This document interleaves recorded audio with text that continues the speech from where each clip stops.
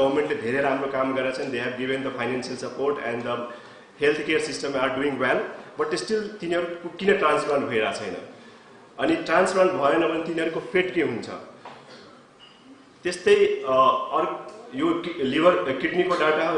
यस्तै लिभरमा हेर्दाखेरि again data from the human organ transplant center is like 1000 people have liver failure everywhere, and तिनीहरु मध्ये majority लाई only way to save their life is like liver transplantations. यो data human organ transplant सेन्टरको हो. त्यस्तै just forward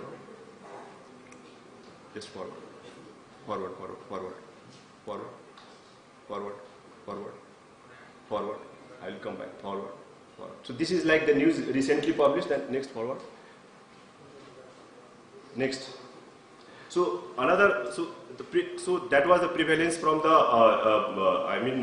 data from the HOTC, and this is one survey that was conducted by NHRC, and that survey shows that like almost it was conducted between the age group 15 to 69, that is the productive age group, and almost 24% of the people were current drinkers, and out of that almost 1 in 8 persons, that is 11%, they drink regularly.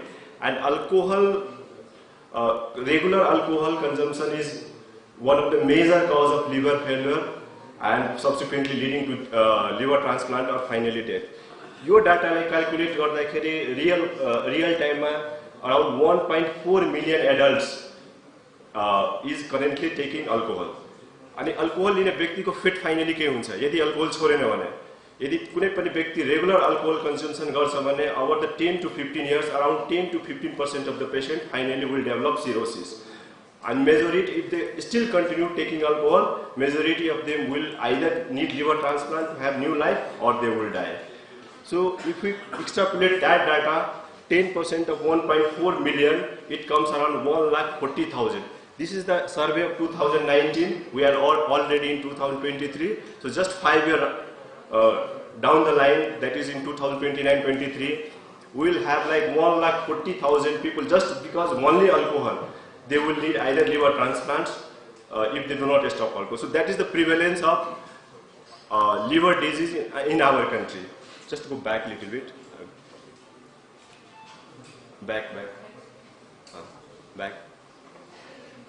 Back. So yes, next. So this is he is Dr. Thomas Strasser. So he started liver transplant. First time he did liver transplant in 1960, almost 60 years back. And when he started, he told like what was inconceivable yesterday and barely achievable today often becomes the routine tomorrow. Means. And liver transplant is one of the perfect example of what he has said almost 60 years back. When he started, next slide, liver transplant was beyond imagination. Nobody was believing that liver transplant can save the life. Next. And this is the result.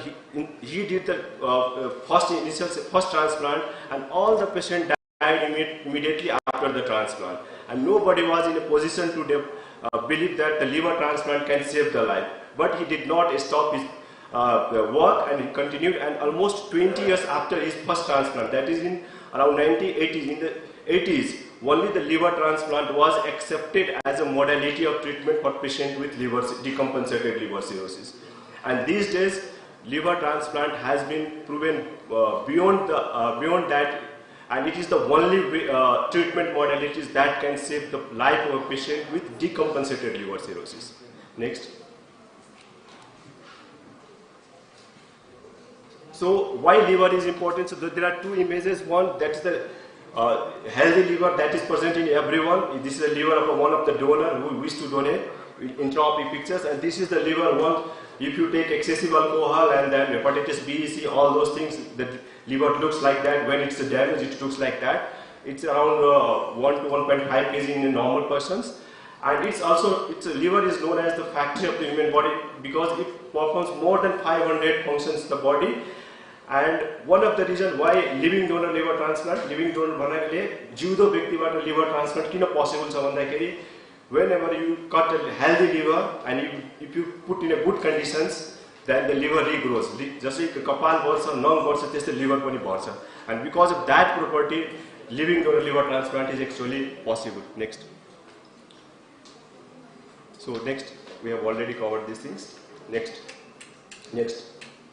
So back. So regarding the kidney transplant, where our country is fairly doing well, given all the limitations. But this is the status of liver transplant in our country. Transplant of Nepalese people either in Nepal or India. So the data from India I have taken from the Nepal Embassy, New Delhi. So liver transplant was started back 2016. 4 centers has done liver transplant in Nepal. So first was the human organ transplant center. They have done 11 transplants. If I am correct, as per the news, then the Institute of Medicines, they have done over 10 transplants. Our team, under my leadership, we started liver transplant in CMC out of the valley. That we did over a period of 1 year, around 6 transplants. Currently, the program is on hold. And recently, KIS hospital has done 1 liver transplantations. This is the data from the Nepalese patient that has been transplanted in various hospitals in India in the last 7 months, almost around 21. So we can assume like 40 to 50% of the people, 40-50%, 40-50 people usually get liver transplant in Nepal. Currently, we can assume. And in India, at our center where I work, we have done around 6 transplants out of the 21. So the number of transplant that is being done and the number that has to be done, there is no comparison. We are just doing a minuscule of what it has to be done. So if the transplant is not done either in kidney failure or liver failure, what is the fate of that people? Next. The fate is fixed. It's like the fate of persons with organ failure, if it's not transplanted, it's like undeclared death sentence, in simple word. In kidney, you can say the patient is in dialysis, they are alive, but their quality of life is very poor. They are like almost every 2 or 3 days in a week, they have to be in dialysis. 1 day dialysis, next day it takes to recover from the dialysis, another next day they have to go dialysis. So they are alive, but their quality of life is not that much great. What is the fate in the liver? It's a death over few months to year, depending on what kind of liver disease they have. Because there is no dialysis, nothing called dialysis, there is no dialysis in liver. If patient has decompensated liver cirrhosis, it means liver cirrhosis भएर कसैको पेटमा पानी जम्मेछ, jaundice भएछ, मुखबाट रगतको बान्ता भएछ, liver cancer भएछ, त्यस्तो व्यक्तिलाई decompensated liver cirrhosis भन्छ. And if the person has reached to that stage, their median survival with the medical treatment is 6 months to 2 years, depending on the severity of the condition. Some less, some more, but this is the average survival. If transplant is not done, they will die in that period. Then this is another type of liver failure, like acute on liver failure, which is more severe. Again, if such patient's transplant is not done, almost 1/3 to half of the patient die within 3 months. Then another group of patients who has liver failure is something called acute liver failure. Half of the patients usually recover with the medical management, but around 1/4 of the patients, around 20 to 25% of the patient needs liver transplant, and if that liver transplant is not done, they have to die. There is no other options. And currently in our country, only the patient who falls in the category of decompensated liver cirrhosis, they are being transplanted either in Nepal or even in India. And some patient of ACLF in India, because acute liver failure transplant patient, even if not possible in India also, because in this category of disease, transplant has to be done like 24 hours, 48, within 24 hours to 48 hours if it's indicated. And because of the logistic reason, even if you have money, donor, it's not possible. So they have to die. That is the real fact and bitter truth. Next. So what is the reason we have like less transplants? So in kidney, I think the only major reason is the lack of suitable family donor, because kidney transplant is very much supported by the government of Nepal. But in the liver, yes, again liver, that's one of the problem, like lack of suitable donor in the family member. Another major issues in liver transplant is the lack of financial support. It's a costly procedure. And I don't know why there has been so much discrepancy between kidney and liver transplant. Patients with liver disease are also citizen of this country. Patients with kidney disease are also citizen of this country. Why the government has discriminated so much? I think it's not it's not my scope to answer this. I'm not involved in this. So now, whatever has been done. But now I think its time has come. We have to reconsider how we can help the patients with liver disease also. And there is a certain patient of the point of time, definitely there is some lack of information, like Diksha has told.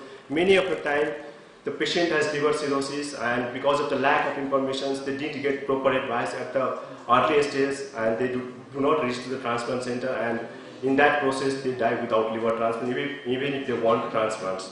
Next. So, living donor liver transplant just simply says that, like, one liver, once you have like decompensated liver cirrhosis, that your liver looks like that, that's the cirrhosis of liver. Then this is the liver of donor. Usually we take half of the liver, right lobe of the liver we take from the donor, and that half liver we usually transplant into the patients. So all the bad liver is completely removed, and half of the liver from the living donor is usually transplanted into the patients. And in case of brain death organ donation, the complete liver is transplanted. Next. So based on the donor, it's like two types, living organ donation from live donor or brain death. Next. So how can we increase the donor pool? That is the main problem of both the liver and kidney, shortage of donors. So there are different ways to increase. So one is the like swab transplant. It simply means exchange. Like you can see, like pair 1, like patient is A group, donor is B group. In between them, transplant is not compatible. Again, next pair you can see between them transplant is not possible. But if you cross that, they are easily like pair 1 patient and pair 2 donor, they can give each other. That's called swab transplant. It's illegal. And in kidney transplant, it has also been done in Nepal also. That's a good. But liver transplant not done. And the major problem with that is a logistic problem, because you see 4 patients has to be operated simultaneously. So it needs lots of logistics, teams, all those things.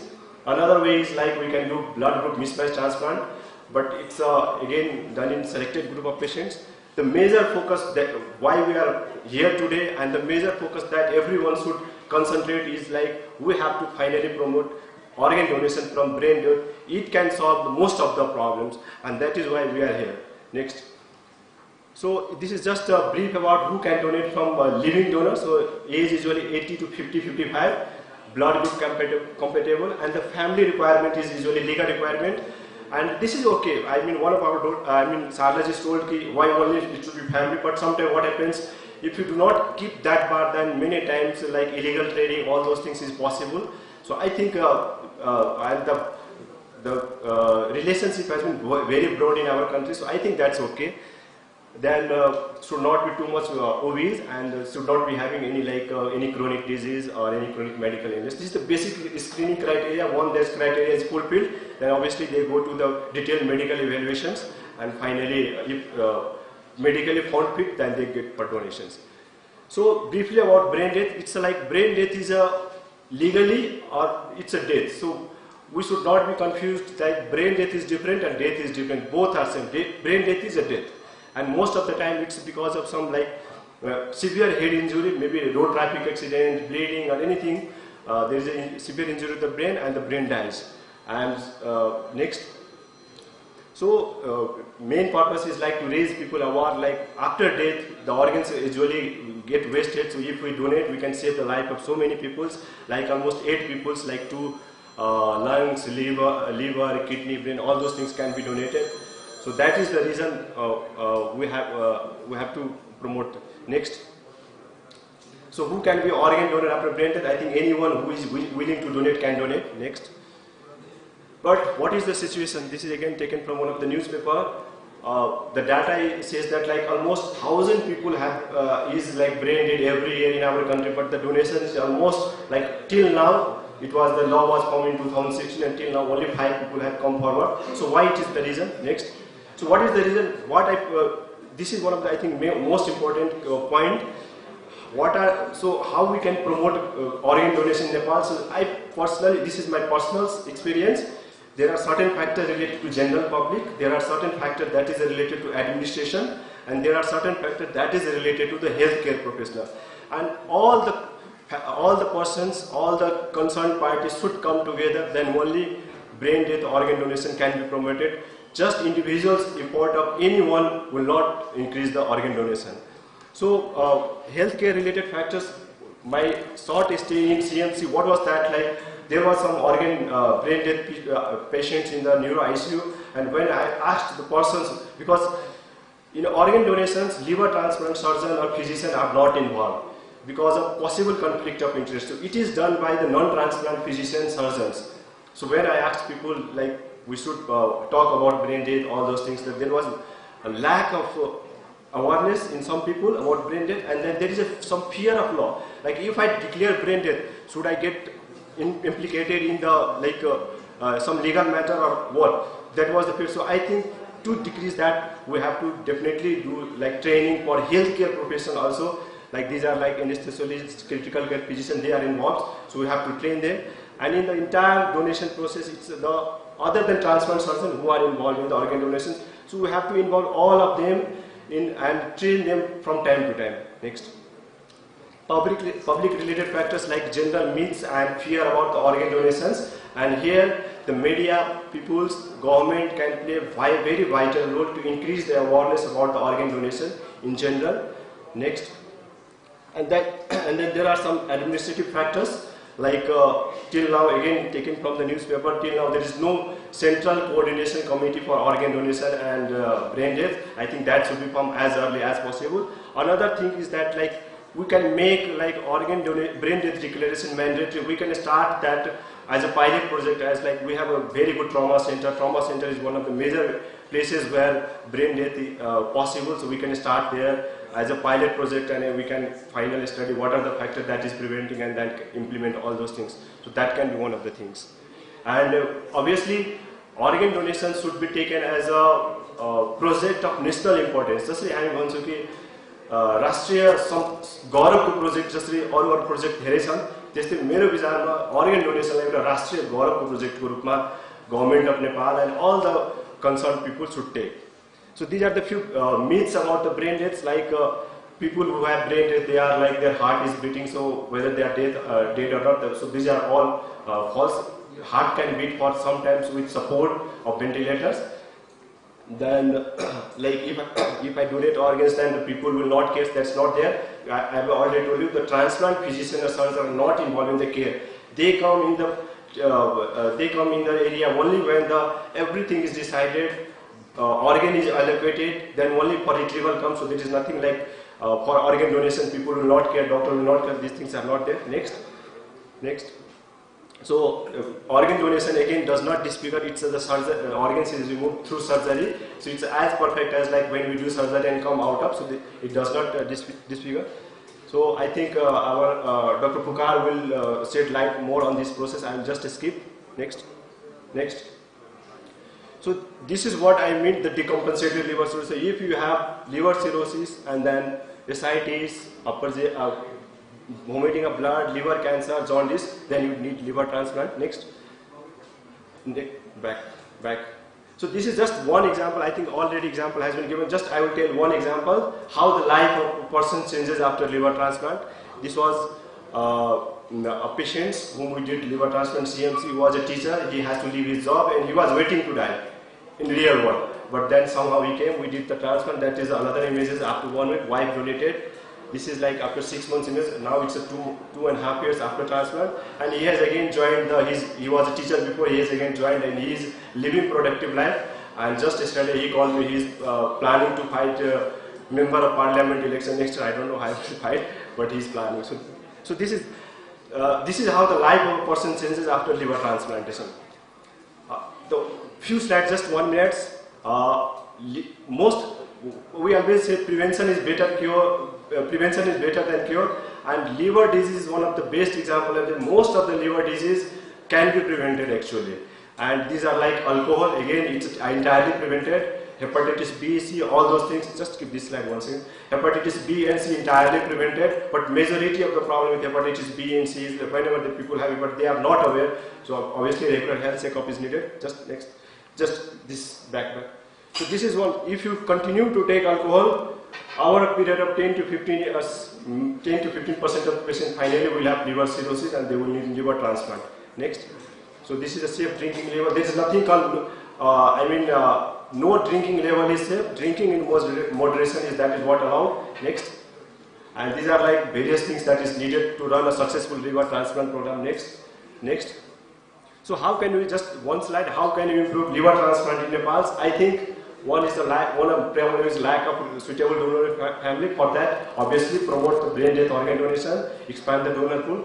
Again, next problem is the financial. I think again we should think of how we can help financially. That can be like partial, because liver transplant is a costly procedure. Many times it may not be possible to fund the entire transplant surgery. So we can be partial or complete funding. Then there is a crowdfunding. These things can be done. And I do request stop alcohol, and those who are taking alcohol, put extra tax on the alcohol so that that money can be used when they are diseased. And other things, that is like more coordinated teamwork is needed among transplant physicians or surgeons in Nepal to make the program sustainable. Thank you. That's all.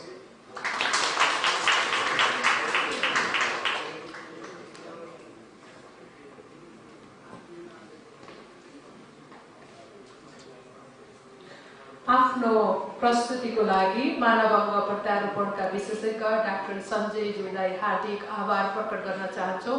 यसैगरी आजको यस कार्यक्रममा यहाँसम्म ल्याइपुग्नको लागि बिर्सिन नहुने नाम औषधि व्यवस्थापन विभागका डाइरेक्टर नारायण ढकालज्यूलाई म आसन ग्रहणको लागि फेरि पनि अनुरोध गर्न चाहन्छु।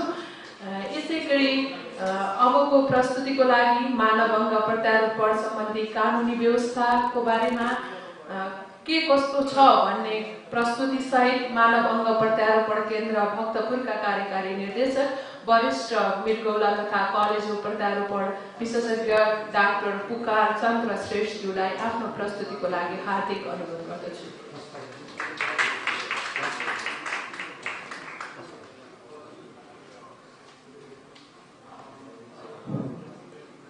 यस समारोहका अध्यक्षज्यू, प्रमुख अतिथि माननीय स्वास्थ्य तथा जनसङ्ख्या मन्त्रीज्यू, सद्य तारानाथ राणाज्यू, उपस्थित सम्पूर्ण दाजुभाइ दिदीबहिनीहरू, अङ्ग प्रत्यारोपितहरू र अङ्गदाताहरू, आज यो फोरम चाहिँ अत्यन्तै उपयोगी फोरम मैले पाएको मलाई महसुस भएको छ। किनभने म यहाँ आज यो फोरम नपाएको भए नेपालमा प्रत्यारोपणमा के कस्तो काम भएको छ भन्ने कुरा अलिक बुझ्न गाह्रो हुन्थ्यो र त्यो चाहिँ सायद तपाईहरुलाई अन्यल पनि हुन्थ्यो जस्तो लाग्छ मलाई। अघि दीक्षा बहिनीको मैले प्रसङ्ग सुनिहालेँ, नेपालको डाक्टर यस्तो, डायग्नोसिस यस्तो, उपचार यस्तो भन्ने कुरा पनि आयो। यो हाम्रो नेपालमा के भइरहेको छ भन्ने कुरा बहिनीले राम्रोसँग थाहा छैन जस्तो लाग्यो मलाई। म प्रमाणसहित आउँछु यसमा। र डाक्टर सञ्जयलाई उहाँले भन्नुभयो देश छोडेर जाने बाध्य बनायो भन्नुभयो। डाक्टर सञ्जयलाई मैले 3 चोटि जब दिएको छु मेरो सेन्टरमा, सरकारी सेन्टरमा, हगि। त्यसैले म छोटकरीमा यहाँबाट सुरु गरेँ र मलाई लाग्छ यहाँहरूले चाहिँ आफ्नो देशको सेवालाई कम नआदिनु होला। नेपालीलाई, नेपाली चिकित्सकलाई नेपाली बिरामी जति माया हुन्छ नि त्यो अरू कहीँ पनि हुँदैन।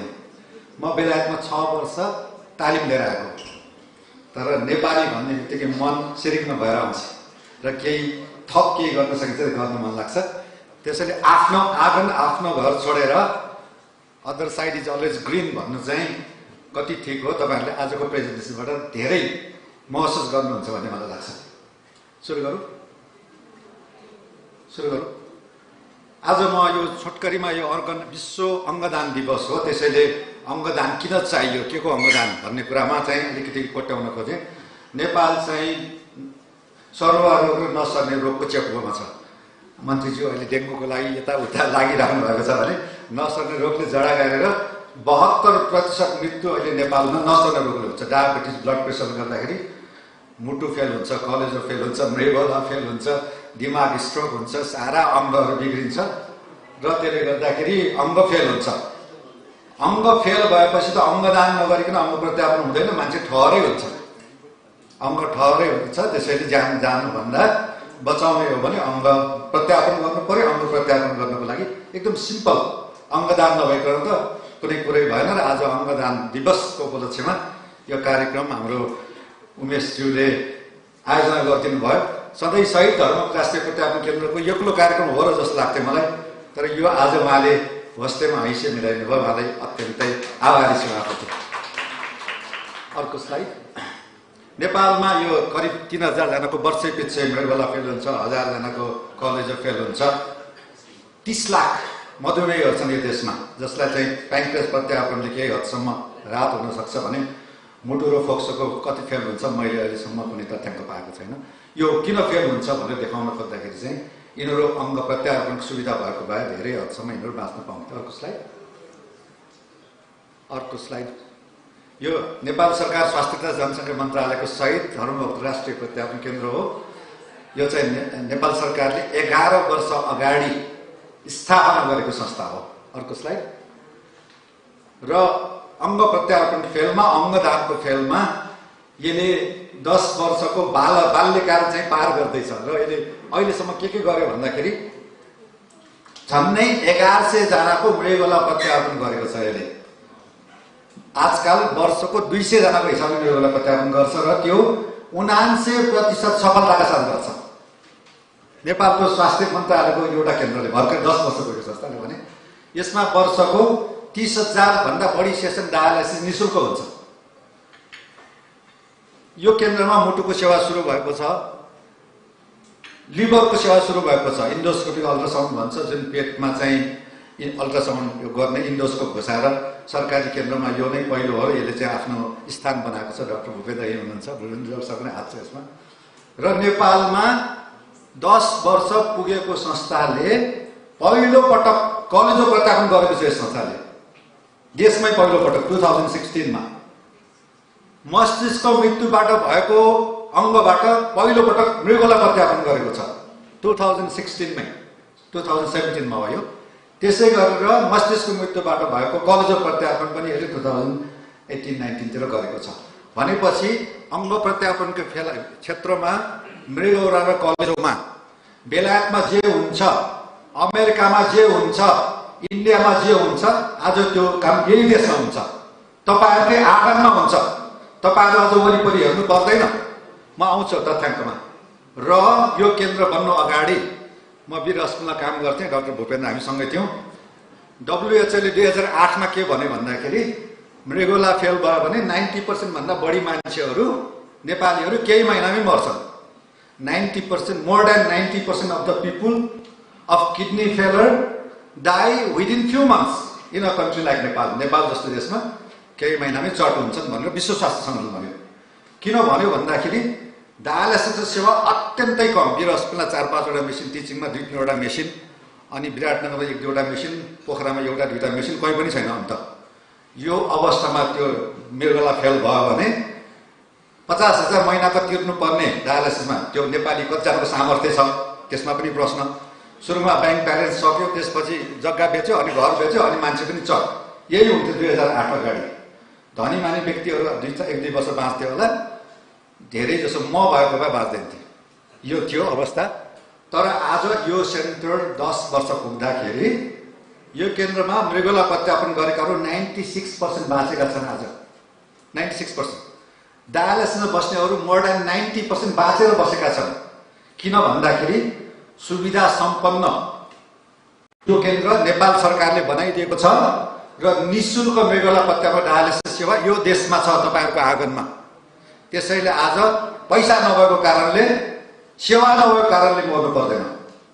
यो केन्द्रमा जुन सेवा छ यो चाहिँ एउटा नमुना मात्र हो। यो पाइलट प्रोजेक्ट भन्छ नेपाल सरकारको, यसलाई परीक्षण गरेर हेरेको हो।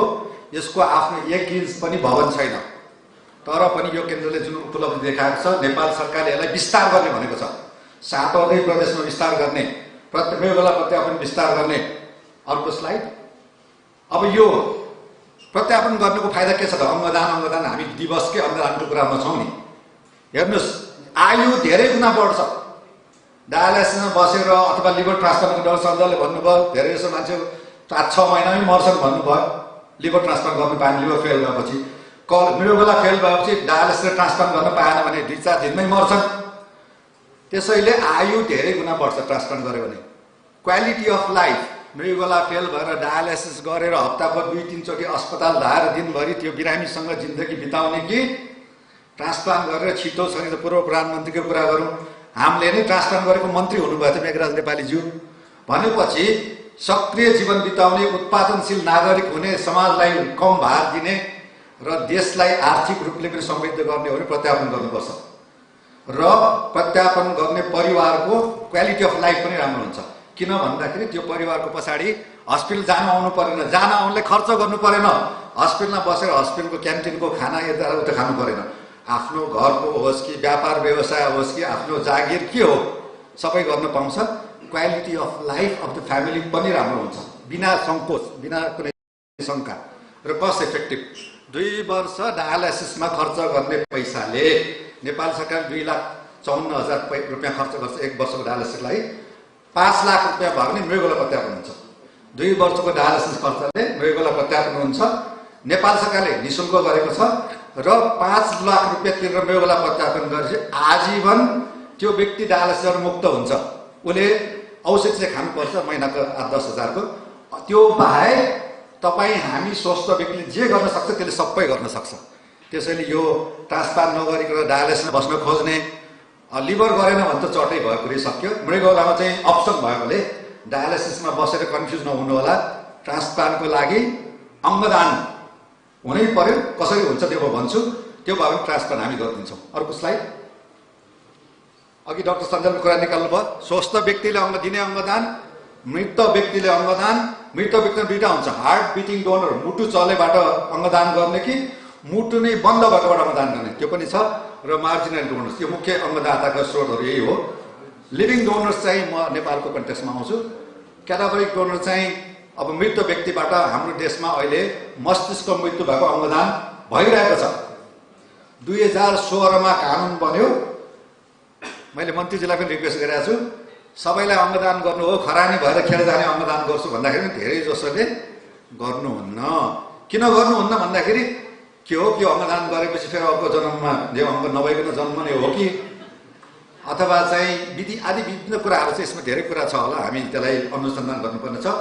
धेरै जसो परिवारले अङ्गदान गर्नुहुन्न, घाटै लैजानुहुन्छ आजको दिनसम्म है। त्यसैले यसलाई आज फड्को मार्नु पनि यो सभा हलमा उपस्थित सबैको उत्तरदायित्व हो। खरानी भएर खेर जाने अङ्ग बनाउने कि अङ्गदान दिएर 1 जना मस्तिष्क मृत्यु भएको व्यक्तिबाट 8 जनाको ज्यान बच्छ। 2टा मृगौला, 2टा फोक्सो, एउटा मुटु, एउटा कलेजो, एउटा प्याक्रेज, एउटा सानो आन्द्रा, 8वटा अङ्ग त ज्यानै बाँच्छ। आजकल पाटेघरको प्रत्यापन गरेर बच्चा पनि जन्माएको छ। जलेर या चोटपटक लगाएर कुरूप भएको अनुहार प्रत्यापन गरेर सुन्दर अनुहार पनि बनाएको छ भने अरू थुप्रो अङ्गहरू प्रत्यापन हुन्छ। त्यसैले मस्तिष्क मृत्युबाट भएको अङ्गदान यदि साँच्चै नै भविष्यमा पऱ्यो, कसैलाई त्यस्तो घटना नहोस्, कुनै पनि परिवार नहोस्, तर भइहाल्यो भने पनि ठुलो उद्धार गर्न सक्नुहुन्छ। जाँदा जाँदै धेरैजनालाई बचाएर जान सक्नुहुन्छ। भने नन हार्ट बिटिङ भनेको हामी बेलायतमा गर्थ्यौँ, त्यो इमर्जेन्सीमा आयो बिरामी, हार्ट एरेस्ट भयो, मुटु नै झ्याप्पै बन्द भयो भने हामी आधा घन्टाभित्र उसलाई अपरेसन थिएटरमा लगेर उसको चाहिने मृगौला कलेजो लगेर प्रत्यापन गर्थ्यौँ हामीले। नेपालमा हामीले यो कानुनमा पनि राखेको छैन। किन भन्दाखेरि नेपालमा आधा घन्टामा हस्पिटल पुग्दैन जस्तो लाग्छ मलाई। हस्पिटल पुगेपछि फेरि आधा घन्टामा फेरि ओटीमा लगेर अङ्ग निकाल्ने भनेको त अहिले हाम्रो पालामा सम्भव होला कि नहोला भने हामीले यो ऐनमा प्रावधान राखेको छैनौँ। योभन्दा सजिलो जुन ब्रेन डेड डोनर हो त्यो नै पहिला राम्रोसँग गर्न सक्यो भने नेपालको लागि मृगौला प्रत्यापन, कलेजो प्रत्यापनमा हामी आत्मनिर्भर हुन सक्छौँ है। खेर जाने अङ्ग मात्र दिनुभयो भने। अर्को स्लाइड। अर्को स्लाइड। यो 2055 बनाएको अङ्गदान कानुनमा जम्मा 3 लाइन छ। आमा बाउ दाजुभाइ दिदीबहिनी छोराछोरी बाजे बाजे नाति नातिनी सौतेनी बाउ सौतेनी आमा, यति मात्रै छ। यसमा मामा भान्जा भान्जी ज्वाइँ जेठान फुपाजु फुपू साला देउरानी नन्द देवर भाउजू। अर्को स्लाइड। अर्को स्लाइड।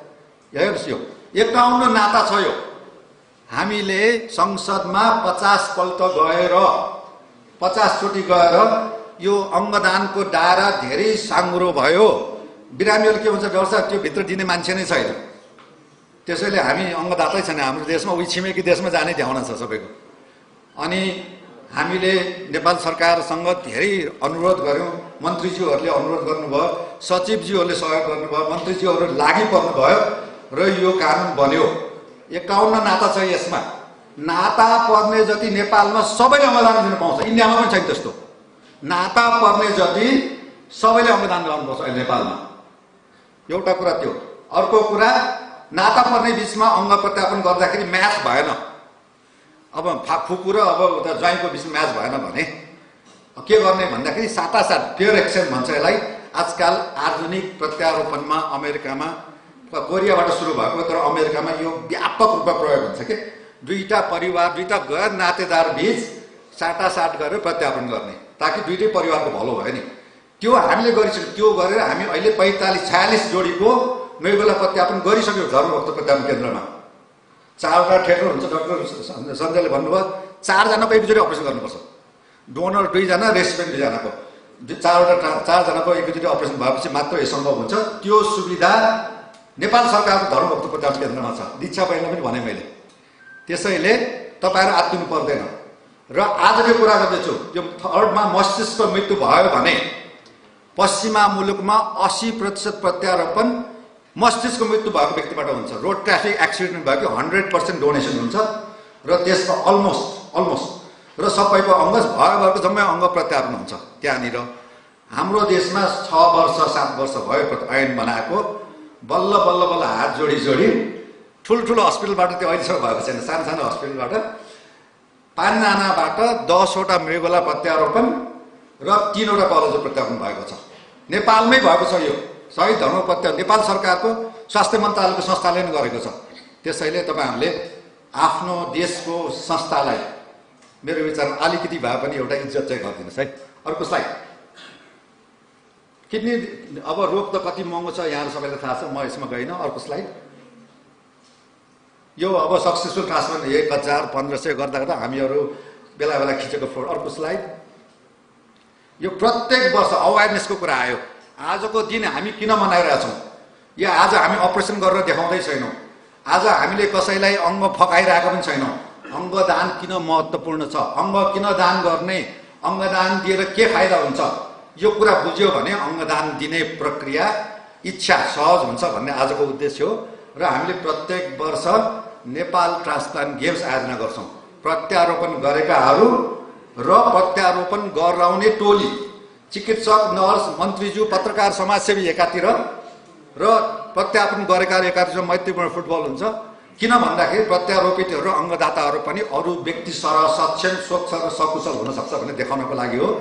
र यो फुटबलमा सधैँभरि हाम्रो भूपेन्द्र हाँसिर भन्नुभयो सधैँभरि डाक्टर र मन्त्रीहरू हार्छ। यसमा किन हार्छ भन्दाखेरि यो हाम्रो टोली चाहिँ अलिकति पेट पनि अलि ठुलो भएको अनि दौडन पनि नसक्ने, 1 मिनटमा थाक्ने र यो अङ्ग प्रत्यारोपण टोली चाहिँ छिटो छैटो, उमेर पनि कम, गोल पनि हानिहाल्ने। र बुटोलमा एउटा घटना घट्यो। हाम्रो मन्त्रीजी हुनुहुन्थ्यो खगराज अधिकारीजी, उहाँलाई रिक्वेस्ट गरेँ बुटोलमा यसपालि प्रत्यारोपण खेलकुद गर्ने। हामीले काठमाडौँभित्र काठमाडौँ बाहिर 1-1 वर्ष अल्टरनेट गर्छौँ। बुटोलमा आयोजना गर्ने मन्त्रीजी गइदिनु पर्यो भन्नुहुन्छ, जाने भन्नुभयो। जानुभयो। अनि फुटबल खेल्नेमा उहाँ क्याप्टेन भइहाल्नु भयो। अनि फरवार्ड खेल्नुभयो। साँच्चै नै कसो गऱ्यो, पोस्टको अगाडि उहाँको खुट्टामा बल पनि पर्यो। अनि उहाँले बल हान्नुभएको, बल बाहिर, आफू पोस्टभित्र।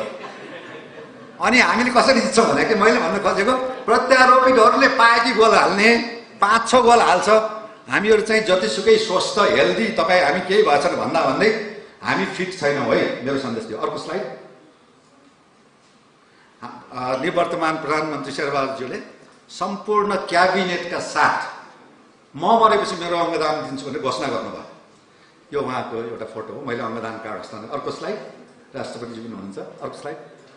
यो यस वर्षमै हामी विश्व मृगला दिवसमा यही फुटबल खेल्नु अगाडि हाम्रो प्रमुख अतिथि मेयर साहब हुनुहुन्छ ललितपुरको। यसको स्लाइड। अर्को स्लाइड। विश्व मृगला दिवस, हामी कलेजो दिवस, मुटु दिवस हामी सबै मनाउँछ ताकि एउटा जनचेतना मृगला पदयात्रा गरेको। अर्को स्लाइड। र 6 अरब रुपियाँ वर्षेनी नेपालबाट मृगला रोगमा प्रत्यारोपण बाहिर जान्छ भन्ने थियो। हामीले अहिले मन्त्रीजी 1 अरब रुपियाँ नेपाल सरकार स्वास्थ्य मन्त्रालय केन्द्रले बचाइदिएको छ है। 200 जनाको प्रत्यारोपण गर्दाखेरि करिब 50 लाख एकजना खर्च हुन्छ भने ठ्याक्कै 1 अरब रुपियाँ यो केन्द्रले देशबाट बाहिर जान रोकेको छ अहिले। अर्को स्लाइड। अर्को स्लाइड। र अहिलेसम्म झन्डै 1100 जनाको मृगला प्रत्यारोपण भएको छ। त्यसमा चाहिँ अलिकति मैले भन्नै पर्ने कुरा है, फेरि यहाँहरूको कुरा आउँछ, यो महिला र पुरुषको कुरा। 78% रेसिपिएन्ट्स आर मेल्स। मृगला प्रत्यारोपण गराउने पुरुषहरू जम्मा 22% मात्रै महिलाले प्रत्यापन गराएको छन्, जबकि डोनेट गर्नेमा अर्को स्लाइड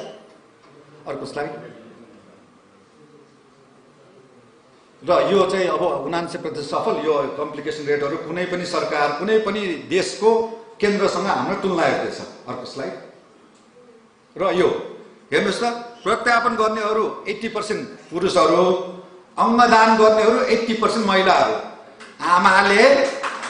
आमाले छोरालाई जसरी भए पनि दिने, श्रीमतीले त आफूले त दियो मिलेन भने माइतीबाट आमाको हुन्छ कि भाइ बहिनी साला साली सासू ससुरा जसको मिल्छ आमाले माइतीबाट ल्याएर दिने, छोरीले बाउलाई दिनै हाल्ने।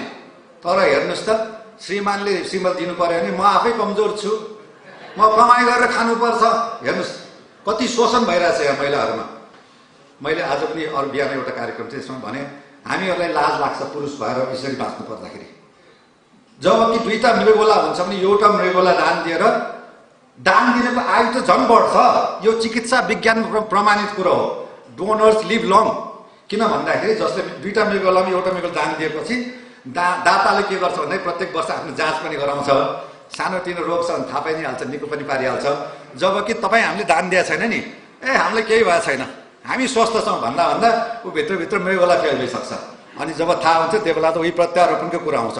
भनेपछि दुईटा मृगोलामा एउटा दान दिएर केही बिग्रउँदैन, झन् आयु पनि बढ्छ भने आफ्नो परिवारलाई आवश्यक पर्यो भने यो कुरा चाहिँ अवश्य गरौँ। महिला र पुरुषको भेदभाव छ नि प्रत्यारोपणमा, अरू कहीँ पनि छैन जस्तो लाग्छ मलाई। यसलाई अन्त गरौँ। र अर्को कुरा, अर्को स्लाइड। र सरकारले भनिहाले डायलासिस निःशुल्क, प्रत्यारोपण निःशुल्क। मृगोला रोगमा नेपाल सरकारले जति लगानी गरेको छ नि त्यसको प्रतिफल पनि आएको छ है। म बिस्तारै आउँछु। र अरू विभागका हाम्रा साथीभाइहरूले डाक्टरहरूले नि बेला बेला मलाई सुनाउँछ कि तिमीहरूको मृगोला जम्मै फ्री, हाम्रोमा किन फ्री हुँदैन भन्छ। मन्त्रीजी म उहाँहरूलाई के भन्छु भने तिमी मन्त्रालयमा कतिचोटि धायो, तिमीले आफ्नो क्लिनिक छोडेर कतिचोटि धर्ना कस्न गयो, तिमीले यसको लागि के कति कारण चालायो।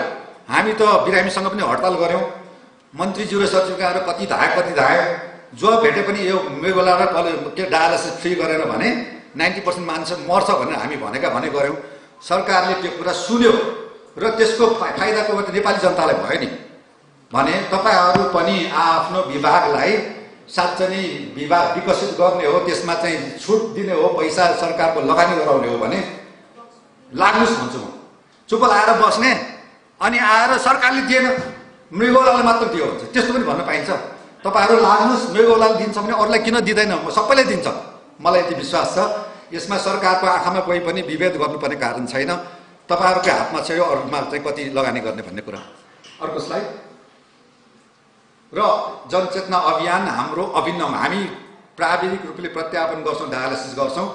तर आजको दिन अङ्गदान दिवस जस्तै हाम्रो काम नेपाल सरकार जिम्मा लागेको ट्रान्सप्लान्ट मात्र होइन, तिमीहरूले अवेरनेस गर भनेर हामीलाई घोषित अघोषित हाम्रो विधानमा पनि छ। हामीले त्यसको महत्त्व पनि बुझेका छौँ, हाम्रो दायित्व पनि हो हामी भनेर हामी त्यसमा लागेका छौँ। भूपेन्द्र अवस्था, लोचन अवस्थालाई हामी प्रत्येक कार्यक्रममा महिना वर्षको 50वटा कार्यक्रम बोलाउँछौँ हुनुहुन्छ, उहाँहरू भ्या जति आउनुहुन्छ। र यो अवेरनेस नभइकन यो अङ्गदान हुनेवाला छैन भने नि ऊ छिमेकी देशको सेन्टर ताक्ने, डाटा पनि अर्कै ताक्ने, अनि उतै जाने, उतै छिनोफानो हुने, कतिमा फर्किन्छन् कति फर्किन्छन् त्यो पनि थाहा छैन मलाई। तर आफ्नो देशमा भएको सुविधा सेवालाई नजरअन्दाज गरेर बाहिर जाने प्रवृत्तिले गर्दाखेरि पनि धेरै हदसम्म यो कमी भएको। अवेरनेस यसको लागि सबैभन्दा महत्त्वपूर्ण पर्छ। यसमा चाहिँ ट्रान्सप्लान्ट सेन्टरसँग अरू विभिन्न संस्थाहरूले सहयोग गरेकै छ, सहकार्य गरेको छ। मिडिया हाम्रो जोशीजी, पिआर जोशी हुनुहुन्छ, उहाँहरूले सधैँ साथ दिनुभएको छ। यो अङ्गदान र प्रत्यारोपणको कुनै पनि कार्यक्रम मिस गर्नुहुन्न उहाँहरूले। आर्टिस्टहरू मदन दाई आउनुभएको थियो, अहिले हुनुहुन्छ कि हुनुहुन्न? मदन दाई आउनुभयो, कुनै पनि कार्यक्रम छुटाउनु भएको छैन यो अङ्गदान प्रत्यारोपणको। यसरी कलाकार, वरिष्ठ कलाकारहरूको साथ छ यसमा र समाजसेवीहरूको साथ छ भने नेपाल सरकार स्वास्थ्य तथा जनसङ्ख्या मन्त्रालयले त भने नि अरूले जिलस हुने गरेरै यसमा सहयोग गरेको छ के, सबै कुरा दिएकै छ, सेन्टर बनाइदिएको छ, निःशुल्क गरिदिएकै छ। त्यसैले यसमा चाहिँ हामी गर्व छौँ। अर्को स्लाइड। यी प्रत्यारोपण लैङ्गिक भेदभावको अन्त्य गरौँ, यो गफ गरेर होइन व्यवहारमा अन्त्य गरौँ। आज पुरुष साथीहरूलाई अनुरोध छ यो आजैदेखि अन्त्य गरौँ। अर्को स्लाइड। र ब्रेन डेड डोनर नेपालमा करिब 1000 जनाको मस्तिष्कको मृत्यु हुन्छ भन्ने हाम्रो अनुमान छ। मैले 8वटा अङ्ग पाइन्छ भने विदेशमा 80% प्रत्यारोपण यही मस्तिष्कको मृत्युबाट अङ्गबाट हुन्छ भने हामी कहाँ नगर्ने मात्रामा किन त्यसमा पनि भक्तपुरले मात्रै किन? त्योभन्दा ठुलो केन्द्रहरू त बिएड टिचिङदेखि लिएर धेरै केन्द्र छन्, मेडिकल कलेज छन्, के छन्, उहाँहरू पनि सक्रिय रूपमा आउनु पर्यो के। त्यसैले यो एउटा सानो केन्द्रको मुख ताक्ने उसले गरेर हुने नभए नहुने यो चाहिँ ठिक होइन। देशको लागि सबैले यत्तिकै गर्नु पर्यो भन्ने मेरो अनुरोध। अर्को slide. Brain dead criteria Nepal सरकारले यति राम्रो क्राइटेरिया बनाइदिएको छ। संसारको विज्ञ एउटा सल्लाह एउटामा नेपालका विज्ञहरू बसेर कमिटीले यो बनाएको टोललाई नेपाल सरकार ऐनमा परिवर्तन गरेर लागू भइसकेको छ। यसलाई व्यवहारमा लाने कुरा अब सरकारले के गर्छ भने मरेको मान्छेको अङ्ग चाहिँ दिन नचाहने अनि सरकारले व्यवस्था गरेन भने के भन्ने त्यसमा? यो हाम्रो हातमा छ। सरकारको यसमा केही पनि सरकारले गर्ने जति गरिसकेको छ। र नेपालको अहिलेको हाम्रो व्यवस्थामा मस्तिष्कको मृत्यु भयो भने डोनर हस्पिटल जुन हस्पिटल मस्तिष्कको मृत्यु हुन्छ त्यो हस्पिटललाई 50,000 रुपियाँ दिने व्यवस्था छ र त्यो परिवारलाई 1 लाख रुपियाँ दिने व्यवस्था छ है। यो पनि यहाँलाई जानकारी गराएँ। अर्को स्लाइड। यो चाहिँ नेपालको पहिलो मस्तिष्कको मृत्युबाट गरेको प्रत्यारोपणको दुईटा मृगोला प्रत्यारोपण मिलन श्रेष्ठ र गोविन्द। मिलन चाहिँ त्यो बेला 15 वर्षको थियो, गोविन्दजी अहिले 26 गते हुनुहुन्थ्यो। यो झन्डै 7 वर्ष अगाडिको पहिलो उहाँहरू दुवैजना सकुशल हुनुहुन्छ। अर्को स्लाइड। यो पहिलो कलेजो प्रत्यारोपण नेपालको 2016 मा। अर्को स्लाइड। र अहिलेसम्म हामीले 11 जना कलेजो प्रत्यारोपण, 8 जना जीवित व्यक्तिबाट, 3 जना मस्तिष्कको मृत्युबाट कलेजो प्रत्यारोपण। म बेलायतमा 6 वर्ष प्रत्यारोपण तालिम लिएको किडनी लिभर र प्याङ्क्रियासमा। कलेजो प्रत्यारोपण वर्ल्डको सबैभन्दा जटिल प्रत्यारोपण हो। मेडिकल साइन्सको सबैभन्दा complicated, must expensive, must risky procedure हो। हामीले अहिलेसम्म विदेशी सहयोग लिएर कलेजो प्रत्यारोपण गर्दैछौँ। किन भन्दाखेरि यति जोखिम चाहिँ एकैचोटि नहुनु, बिस्तारै हामी आफै सुरक्षित रूपले गर्न सक्ने भएपछि मात्रै विदेशीलाई नबोलाउने भनेर विदेशी सहयोग लिएर गर्ने गरेका छौँ। भने मृगोला प्रत्यारोपण त सुनिहाल्नु भयो हामी कहाँ छौँ भनेर।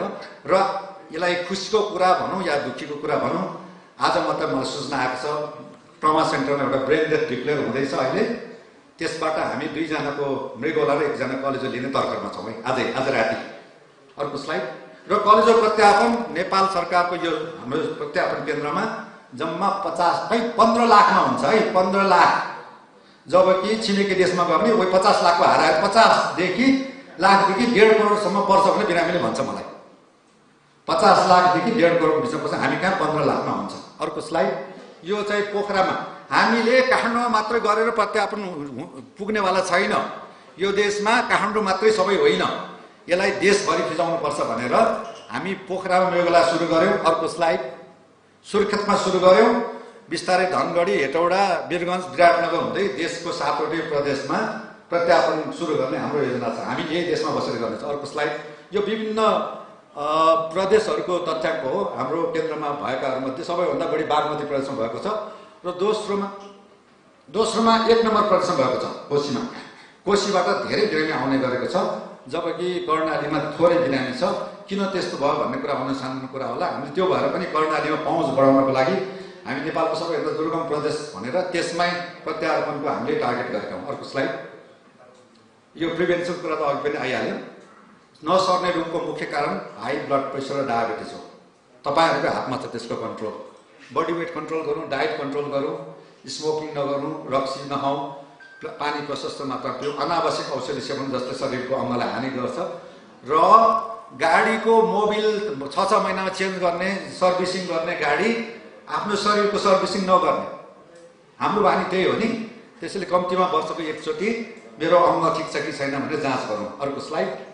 र हाम्रो 1000 प्रत्यारोपण पुगेको उपलक्ष्यमा सम्माननीय प्रधानमन्त्रीजी स्वयं उपस्थित भएर हामी प्रज्ञा प्रतिष्ठान एउटा कार्यक्रम गरेका थियौँ।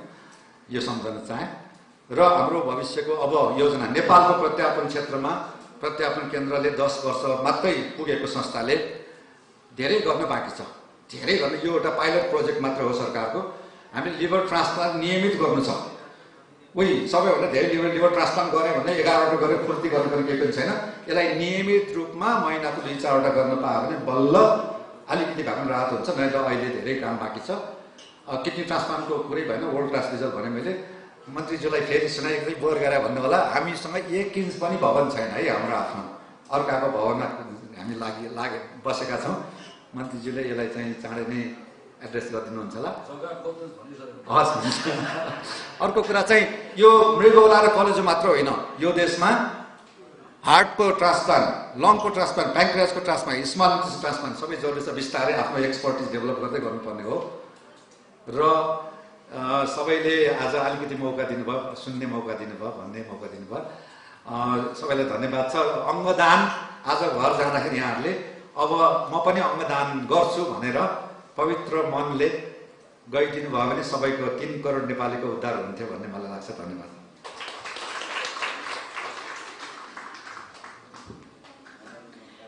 विस्तृत जानकारी सहितको बोझपूर्ण मन्तव्यको लागि, प्रस्तुतिको लागि डाक्टर पुकार चन्द्र श्रेष्ठज्यूप्रति हार्दिक आभार प्रकट गर्न चाहन्छौँ। यसै गरी छोटो मन्तव्यको लागि लिभर फाउन्डेसन नेपालका संस्थापन सदस्य तथा चिकित्सा विज्ञान राष्ट्रिय प्रतिष्ठान NAMS का उपकुलपति डाक्टर उपेन्द्र बस्नेतज्यूलाई निमन्त्रणा गर्दछु।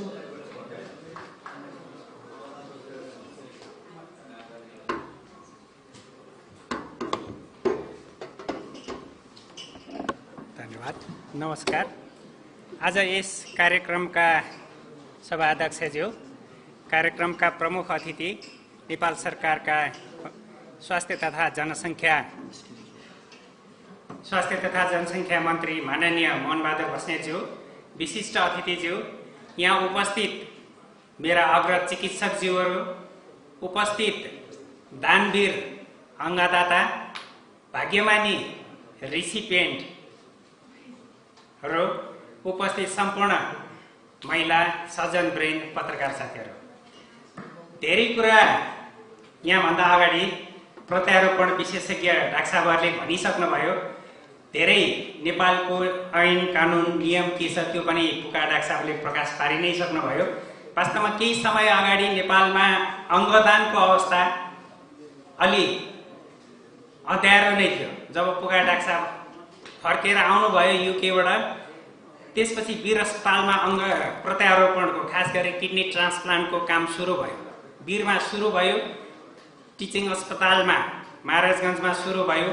पछि नेपाल सरकारले मानव अङ्ग प्रत्यारोपण केन्द्र नै भक्तपुरमा स्थापना गरेर अङ्ग प्रत्यारोपणलाई प्राथमिकताका साथ अगाडि बढाइरहेको अवस्था छ। खास गरी त्यो बेला अब किडनी ट्रान्सप्लान्टमा फोकस थियो। त्योभन्दा पहिले पनि धेरै अब अङ्ग प्रत्यारोपणमा कर्नियाको यहाँ कुरा आएन। कर्निया ट्रान्सप्लान्ट नेपालमा अलिक पहिलेदेखि नै भइरहेको, धेरै मान्छेले आफ्नो दृष्टि गुमाएर पनि फेरि दृष्टि पाएको अवस्था हामीले यहाँ बिर्सन हुँदैन। त्यसपछि किडनीको धेरै अवस्था राम्रो भएर गएको छ। 2016 मा लिभर ट्रान्सप्लान्ट अङ्ग प्रत्यारोपण केन्द्रमा पहिले सुरुवात भयो। अहिले IOM मा टिचिङ अस्पतालमा अङ्ग प्रत्यारोपण केन्द्र भक्तपुरमा, भरतपुर CMC चितवन मेडिकल कलेजमा भइरहेको छ। तर पनि जसरी यो किडनी ट्रान्सप्लान्ट आफैले सबै कुरा म्यानेज गरेर गर्न सक्ने अवस्था छ, लिभर ट्रान्सप्लान्टको अवस्था त्यहाँ पुगेको छैन। अघि डाक्टर साहबहरूले भनि नै सक्नुभयो, लिभर ट्रान्सप्लान्ट चाहिँ अलिकति बाहिरबाट विज्ञहरू ल्याएर हामीले सबै एरेन्जमेन्ट गरेर गरिरहेका छौँ। तर पनि सुविधा के भएको छ भन्दाखेरि बाहिर जानु पर्दाखेरि 50 लाख 1 करोड खर्च गर्नुपर्ने, यहाँ 15 लाखदेखि 25-30 लाखसम्ममा भइ नै राखेको छ। त्यो पनि हाम्रो लागि एउटा राम्रो पक्ष हो, खुसीको कुरा हो। बाहिर जानुपर्ने, दुःख पाउने अवस्थाको अलिकति अन्त्य भएको छ। यसलाई धेरै सुधार गरेर जानु आवश्यक छ। अब हामी किन आज यहाँ भेला भयौँ भन्ने पनि अलिकति प्रकाश पार्न मन लाग्यो। म फिजिसियन ग्यास्ट्रोइन्ट्रोलोजीमा भर्खर आफ्नो DM डिग्री सिद्ध्याएको थिएँ। हाम्रो अध्यक्षज्यूलाई लिभरको समस्या थियो। मैले 2-4 पटक हेरेका थिएँ। एक पटक उहाँ बयोदा अस्पतालमा भर्ना हुनुहुन्थ्यो। उहाँको अवस्था निकै नाजुक देखियो। मैले भने यो त ट्रान्सप्लान्ट गर्नुपर्छ। तर नेपालमा त्यो बेला ट्रान्सप्लान्ट त्यति सजिलो थिएन। कसले अङ्ग दिने? त्यसपछि यहाँ नेपालमा हुँदैन थियो। त्यसपछि इन्डिया जानु पर्यो। त्यो बेला एकदमै कम खर्च भए पनि 50 लाखदेखि 1 करोडसम्म खर्च हुने अवस्था थियो। त्यति आर्थिक अवस्था त्यो माने रिसोर्सेस कहाँबाट जुटाउने, यी सबै कुराका बावजुद पनि उहाँले हिम्मत गर्नुभयो। उहाँ त्यहाँ गएर ट्रान्सप्लान्ट गर्नुभयो। अहिले हाम्रो बिचमा अध्यक्षता गरिराख्नु भएको छ। अनि उहाँ फर्केर आएपछि उहाँले भन्नुभयो कि हामी एउटा साथीहरूको ग्रुपमा चाहिँ हामी यो अहिले कमिटीमा भएको मान्छेहरूलाई भेला गर्नुभयो भन्नुभयो। मैले एउटा जीवन पाएर आएँ, यो क्षेत्रमा केही गर्नु पर्यो डाक्टर साहब, तपाईँ यो विषयको विज्ञ पनि हो, अलिकति केही गरौँ। त्यसपछि हामीले यो लिभर फाउन्डेसन नेपाल संस्था चाहिँ दर्ता गरायौँ र यसको उद्देश्य पनि के हो भने अहिले उहाँले भन्नुहोला जाने बेलामा उहाँलाई कति समस्या पर्यो, कहाँ जाने, अङ्ग कसले दिन्छ, ट्रान्सप्लान्ट कसरी हुन्छ, कति खर्च हुन्छ। चिकित्सककोमा त गयो, म कहाँ पनि कोही बिरामी आयो भने मैले भन्छु तपाईँको कलेजो खराब भएको छ, ट्रान्सप्लान्ट गर्नुपर्छ। यो ट्रान्सप्लान्ट यहाँ हुँदैन, इन्डिया गयो भने हुन्छ, त्यो बेला भनिन्थ्यो। अहिले नेपालमा पनि हुन्छ तर सधैँ हुँदैन भन्नुपर्ने अवस्था छ। अनि तर त्योभन्दा डिटेल बिरामीले त धेरै कुरा बुझ्न चाहन्छ। त्यहाँ त फाइनान्सियल इस्यु छ, सोसियल इस्यु छ, अन्य थुप्रै इस्युहरू छ, साइकोलोजिकल इस्युहरू छ। त्यो कुराहरू एड्रेस भइरहेको अवस्था हुँदैन। त्यो कसरी गर्ने भन्दाखेरि अनि त्यो बिरामी भौतारिएर विभिन्न ठाउँमा जानुपर्ने हुन्छ। त्यसरी भौतारिएर विभिन्न ठाउँमा जानु पर्दाखेरि धेरै दुःख पाएको हुन्छ। उहाँले अध्यक्षज्यूले भन्नुभयो होइन हामी एउटा लिभर ट्रान्सप्लान्ट गर्ने, ट्रान्सप्लान्टमा जानुभन्दा पहिले जाने बिरामीहरूलाई कम्प्लिट सोल्युसन दिने एउटा परामर्श सेवा हामी सुरु गऱ्यौँ। ट्रान्सप्लान्टबाट फर्केर आइसकेको बिरामीहरूको पोस्ट ट्रान्सप्लान्ट कम्प्लिकेसन हुन्छ, रेगुलर फलोअप चाहिन्छ। त्यस्तो बिरामीहरूको लागि पनि हामी केही गरौँ भनेर हामी विभिन्न समयमा हामी भेट्यौँ, काम गऱ्यौँ र आज एउटा यो फोरममा अलिकति हामी बृहत रूपले उपस्थित हुन पाएका छौँ। यो उहाँको एकदमै अध्यक्षज्यूको केही गरौँ, सोसाइटीमा केही गरौँ, सोसाइटीमा धेरै दुःख पाउने मान्छेहरू छन्, तिनीहरूलाई केही सहयोग गरौँ भन्ने भावनाले हामी आज यहाँसम्म पुग्न सकेका छौँ। र आज यो अङ्ग प्रत्यारोपण अन्तर्राष्ट्रिय अङ्ग प्रत्यारोपण दिवसमा नेपाली माझ पनि अङ्ग प्रत्यारोपणको चेतना हुनुपर्छ, त्यो चेतना फैलाउनुपर्छ। त्यो चेतना आम नागरिक होइन कि इभन चिकित्सकमा पनि सबैमा हुँदैन। त्यो चिकित्सक, नागरिक, पत्रकार, आम समुदायमा यो कुरा पुग्नुपर्छ भनेर यो one of the part of यो एवेरनेस प्रोग्रामको लागि हामी यहाँ छौँ। अघि बहिनीले भन्नुभयो नेपालमा धेरै चिकित्सा क्षेत्रमा डेभलपमेन्ट भएको छ। अब कहिलेकाहीँ कुनै डिजिजको कुनै चिकित्सककोमा पुग्दाखेरि डायग्नोसिस नहुन सक्छ। आज चिकित्सा विज्ञान राष्ट्रिय प्रतिष्ठान वीर अस्पतालमा नै हेपाटोलोजी विषयमा डीएम प्रोग्राम चलिरहेको छ। यसका विशेषज्ञहरू त्यहाँ हुनुहुन्छ। हामीले गत वर्षको मात्रै डेटा हेर्ने हो भने 10,000 बिरामी त लिभरको मात्र हेरेका छौँ। त्यसमा 70-80 हजार बिरामी ओपिडीमा, मेडिकल ओपिडीको हामीले 5,21,000 ओपिडी हेऱ्यौँ। त्यसमा मेडिकल ओपिडीमा 80,000 जतिमा 10,000 त झनै लिभरको पेसेन्टको भार रहेछ। त्यस्तै भर्ना भएका बिरामीहरूको हेर्ने भने 5,000 बिरामी चाहिँ मेडिकल स्पेसियालिटीमा मेडिसिन डिपार्टमेन्टमा भर्ना भएकोमा 1,500 जति त लिभरको पेसेन्टहरू छ। यसको समस्या चाहिँ बढ्दै गएको अवस्था छ। कति कुरामा यसको कारण पत्ता लागेको छ, तर मेजर कारण हाम्रोमा अल्कोहल देखिएको छ। हेपाटाइटिस बी कम भएर गएको छ किनभने अहिले चाइल्डहुड भ्याक्सिनेसनमा गभर्मेन्टले नै हेपाटाइटिस बी को भ्याक्सिन राखेको छ। हेपाटाइटिस सी अहिले एकजना 10-15 वर्ष 5-10 वर्ष पहिले उपचार एभाइलेबल थियो, महँगो थियो, 10-15 लाख खर्च हुन्थ्यो। अहिले उपचार एभाइलेबल छ, 1-1.5 लाखमा खर्च हुन्छ। तर कहिलेकाहीँ औषधि नपाएर पटक्कै रजिस्ट्रेसनले दुःख पाएको चाहिँ यहाँ भन्नै पर्छ। केही कुराहरू अब क्रिप्टोजेनिक सिरोसिसका कुराहरू छन्। उपचारको अवस्था पनि सुध्रिँदो छ, तर लिभरको उपचार महँगो छ। एकचोटि सिरोसिस भइ नै सक्यो, एसाइटिस डेभलप गर्यो, एसबिपी भयो, जीआई ब्लिड भयो भने त्यसका उपचारहरू महँगो छ र ट्रान्सप्लान्ट त धान्नै नसक्ने महँगो छँदैछ हाम्रो कन्टेक्स्टमा। जस्तै म वीर अस्पतालको निर्देशक भएकै टाइममा नेपाल सरकारले, स्वास्थ्य मन्त्रालयले किडनीको लागि डायलाइसिसको त केही समयदेखि फ्री नै थियो, किडनी ट्रान्सप्लान्टको पनि 5 लाखसम्मको फ्री गरेको छ। अलमोस्ट किडनीका बिरामीहरू अहिले सुखी छन् एक किसिमले भन्यो भने लिभरको हेरेर, किनभने ट्रान्सप्लान्ट गर्नु पर्यो भने ट्रान्सप्लान्ट फ्री छ। 5 लाख भित्रमा अलमोस्ट ट्रान्सप्लान्ट हुन्छ। वीर अस्पतालमा नै झन्डै 300 ट्रान्सप्लान्ट भइसकेको छ। डायलाइसिस गर्नु पर्यो भने डायलाइसिस सेन्टरहरू थुप्रै छन्। डायलाइसिस हप्ताको 2टा डायलाइसिस, इभन कसैलाई चाहियो भने 3टा डायलाइसिस पनि फ्री छ। तर त्यही कुरा लिभरका बिरामीहरूले पाउन सकेका छैनन्। इभन एचआईभी एड्सको ट्रिटमेन्टमा प्रयोग हुने निशुल्क पाउने एन्टिभाइरल औषधि लिभरको बिरामीले खानु पर्यो भने किन्नुपर्छ। त्यही बिरामीलाई एचआईभी भयो भने त्यसले त्यो औषधि नेपाल सरकारबाट फ्री पाउँछ। तर त्यही बिरामीलाई हेपाटाइटिस बी भएर खानु पर्यो भने त्यो औषधि किन्नुपर्छ। त्यो लामो समय खानुपर्ने अलि महँगो नै औषधि छ। त्यसैले गभर्नमेन्टको प्रोग्राममा मैले दुईटा कुरा भन्न पर्छ जस्तो लाग्यो। एउटा चाहिँ यो समन्वय गरेर बिरामीहरूलाई एउटा सेन्टरमा ल्याएर सबै किसिमको सल्लाह दिने एउटा परामर्श केन्द्रको अलिकति आवश्यक छ भन्ने कुरा चाहिँ यहाँ प्रेजेन्टेसन सबैबाट पनि देखियो। र अन्य रोगलाई दिइरहेको सुविधा अन्य रोगमा भएको लिभरको बिरामीहरूलाई पनि गर्नुपर्छ कि भन्ने चाहिँ अहिले यसो हेर्दाखेरि यहाँ देखिएको छ। र आज हामी यहाँ भेला भएका छौँ। यो अवेरनेस यसमा हामीले जगाउन जरुरी छ। अहिले माननीय मन्त्रीज्यूले धेरै बिरामीहरूको लागि वीर अस्पतालदेखि लिएर देशभरिको अस्पतालमा धेरै निशुल्क शय्याहरूको व्यवस्था गर्नुभएको छ। धेरै स्वास्थ्यमा धेरै नयाँ नयाँ कार्यक्रमहरू आछ।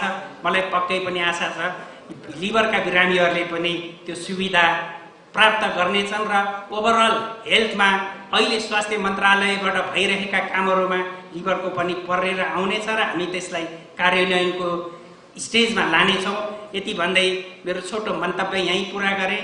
पुनः पनि ती भाग्यमानी जसले लिभर ट्रान्सप्लान्ट गर्न पाउनुभयो, थुप्रै बिरामी छन् ट्रान्सप्लान्ट नपाएर उहाँहरू जानुभयो। केही दानवीरहरू हुनुहुन्छ, उहाँहरूले लिभर ट्रान्सप्लान्टमा डोनेसन गर्नुभयो, आफ्नो ज्यानलाई जोखिम राख्नुभयो। उहाँहरूप्रति उच्च सम्मान राख्दै मेरो मन्तव्य यहीँ पुरा गर्छु। धन्यवाद।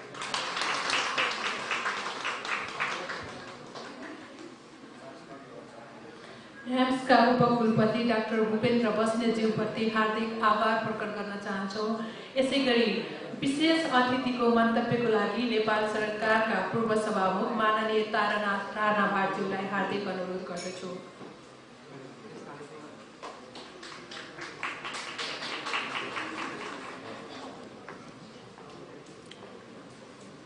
सभापति महोदय,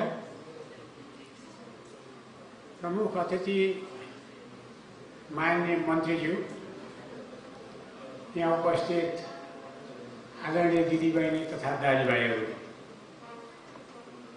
पहिलो त मलाई अत्यन्त गर्व लागेको छ, खुसी लागेको छ कि यस्तो महत्त्वपूर्ण जानकारी प्राप्त गर्न पाउने अवसर र यति धेरै विशेषज्ञहरूका बिचमा सचेत नागरिकहरूका बिचमा उपस्थित हुने मौका दिनुभएकोमा आयोजक साथीहरूलाई आभार व्यक्त गर्न चाहन्छु। यो नितान्त टेक्निकल विषय हो।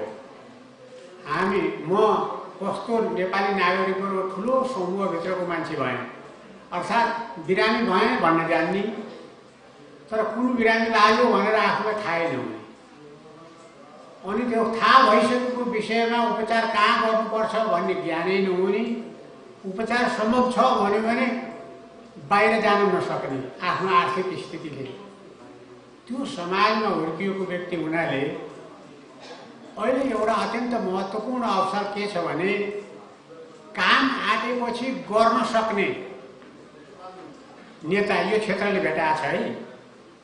म सानो विद्यार्थी अवस्थादेखि सधैँ काम गरेको कार्यकर्ता हुँ हाम्रो नेपाली काङ्ग्रेसमा।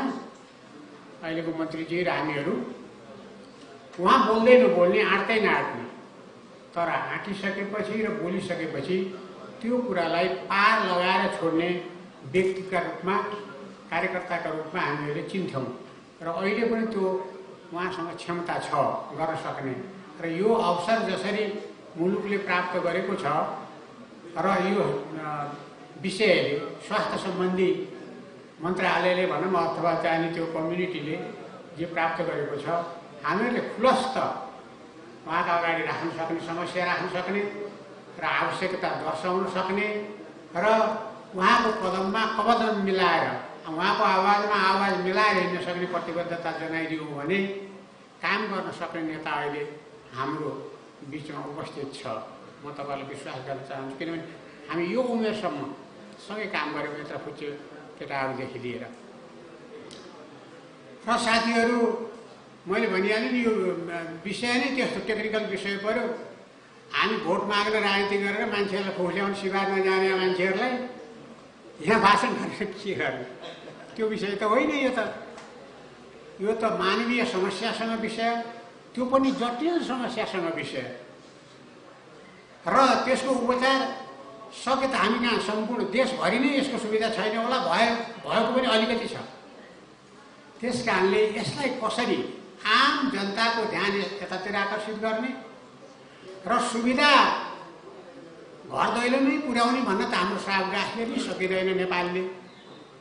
तर मुलुकका यस्ता क्षेत्रहरू छन् जहाँ मानिसहरूको पाइ पर्छ, त्यस्ता केही महत्त्वपूर्ण ठाउँहरूमा यस्ता सेन्टरहरूमा जान पाउने सुविधा र ती सेन्टरहरूबाट अलिकति कम्प्लिकेटेड वा अलिकति संवेदनशील ढङ्गले उपचार गर्नुपर्ने हो भने राजधानीसम्म आउने सरकारी व्यवस्था, फेरि त्यसका निमित्त कानुनी व्यवस्था गर्नुपर्छ कि अरू किसिमको प्रतिबद्धताहरू हो कि वा राज्यका अरू अङ्गहरूले केही सहयोग गर्नुपर्छ कि त्यसबारेमा अबदेखि नै बस चलाउनु आवश्यक छ भन्ने ठान्छु। र आजको निर्णयले, आजको प्रतिबद्धताले, आज भनेको विश्व नै आज यो समस्यासँग सम्बन्धित विषयमा चर्चा गरिरहेको छ नि, त्यो सम्पूर्ण विश्वको ध्यान आज त्यसैमा केन्द्रित छ।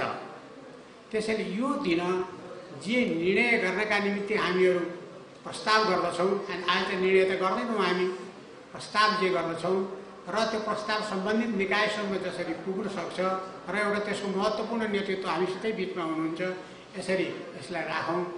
अरू टेक्निकल विषय त म यसको जानकार नै भइन। रोग भगवानको कृपाले रोग लागेन, त्यस कारणले त्यो पनि जानकारी छैन। त्यसैले म यो आजको कार्यक्रमको पूर्ण सफलता यसमा कि यसको मेसेज देशव्यापी रूपमा जाओस्, त्यसका निम्ति हाम्रा सञ्चार क्षेत्रले सबभन्दा ठुलो महत्त्वपूर्ण भूमिका निर्वाह गर्न सक्छन्। तिनीहरूले कन्जुस्याइ नगरिकन प्रिन्टिङ अथवा टेलिभिजन अथवा रेडियो आदि इत्यादिबाट यसको प्रसारण पुर्याएर यो संवेदनशील रोगबाट बच्नका निमित्त धेरै उपायहरू छन् र ती उपायहरूमध्ये धेरै महत्त्वपूर्ण उपायहरू त हाम्रो देशमै उपलब्ध छ है। धेरै टाढा जानुपर्ने र धेरै खर्च गर्नुपर्ने अवस्था छैन। अब हामी त्यति अगाडि बढिसक्यौँ भन्ने सन्देश तपाईँहरू देशव्यापी बनाइदिन सक्नुभयो भने नेपाल आभारी हुनेछ यहाँहरूप्रति, र यो अर्गनाइज गर्नुभएकोमा साथीहरूलाई म विशेष धन्यवाद दिएर उपस्थित आफू हुनु पाएकोमा गर्वको अनुभूति गर्दै म यहाँसित बिदा हुन चाहन्छु। धन्यवाद, जय नेपाल। विशेष अतिथिको मन्तव्यको लागि हार्दिक आभार प्रकट गर्न चाहन्छु। यसैगरी आजका प्रमुख अतिथि नेपाल सरकारका स्वास्थ्य तथा जनसङ्ख्या मन्त्री माननीय मोहन बहादुर बस्नेतज्यूलाई आफ्नो मन्तव्यको लागि सविनय अनुरोध गर्दछु।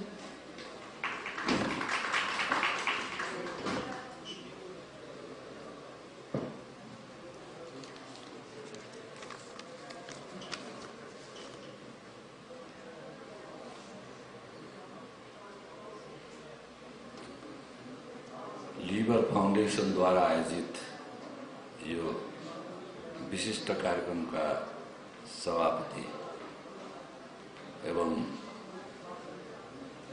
यो क्षेत्रका पीडित र उपचार गर्न सफल व्यक्तित्व आजको सभापतिज्यू, नेपाली काङ्ग्रेसका सिनियर नेता, मेरो अग्रज नेता र मलाई माया गर्ने पनि नेता, सम्माननीय पूर्व सभामुख, पूर्व कानुन मन्त्री र नेपाली काङ्ग्रेसका महामन्त्री, पूर्व महामन्त्रीज्यू आदरणीय तारानाथ राणाज्यू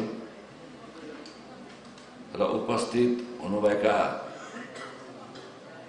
नेपाल सरकारका विभिन्न ओहदामा बस्नुभएका पूर्व सचिवज्यूहरू लगायत सुरक्षा निकायका विशिष्ट व्यक्तित्वहरू र विभिन्न प्रतिष्ठानका विशिष्ट व्यक्तित्वहरू, सिनियर चिकित्सकज्यूहरू र यो क्षेत्रमा कार्यरत सम्पूर्ण महानुभावहरू र सञ्चारकर्मी साथीहरू, अङ्गदाताहरू ग्रहणकर्ताहरू सबैमा मेरो नमस्कार। सबभन्दा पहिला त यो कार्यक्रम आयोजना गरेर मलाई बोलाउनु भयो। मैले 1 घण्टाको लागि भनेर टाइम बचाएको थिएँ। अहिले पनि त्यहाँ संसदीय दलको बैठक चलिरहेछ र म सुरुमा पनि म 1 घण्टा आएँ भनेर कार्यक्रमका सभापतिज्यू हाम्रो नेता पनि हो, उहाँलाई मैले भनिरहेको थिएँ। र कार्यक्रमको गम्भीरता र यो औचित्यतालाई हेर्दा म त्यहाँ जानुभन्दा बरु अलिसम्म यी कुरेर बस्दा बेस होला भन्ने लागेर म हतार नगरिकन बसेको र भाषण जति गरे पनि गफ जति गरे नि कामको कुरा हो। सबभन्दा पहिला यो किडनी ट्रान्सप्लान्टका बारेमा पनि अहिले डाक्टर भूपेन्द्र बस्नेत र डाक्टर पुकार श्रेष्ठले भनिसक्नु भएको छ कि वीरश्रुको एउटा युनिटबाट सुरु भएर आज किडनी ट्रान्सप्लान्ट चाहिँ नेपालको एउटा भरपर्दो संस्थाको रूपमा विकसित भएको छ। त्यसैले म यो अरू कुरा धेरै भन्नुभन्दा अब यो लिभर ट्रान्सप्लान्ट वा उपचारका कुरा वीरका यहाँ अर्थात् न्याम्सकै भिसी साहब हुनुहुन्छ, उहाँले डाइरेक्टर भएर लामो समय वीरमा चलाउनु भएको हो।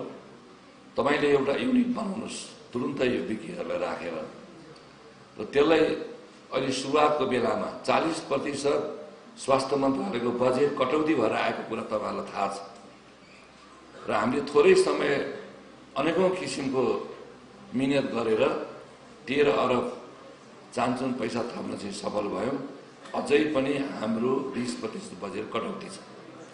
त्यति हुँदाहुँदै पनि यो लिभर ट्रान्सप्लान्टको प्रक्रिया अगाडि बढाउने क्रममा सुरुवाती खर्च जे लाग्छ त्यो म जहाँबाट पनि व्यवस्था गर्छु।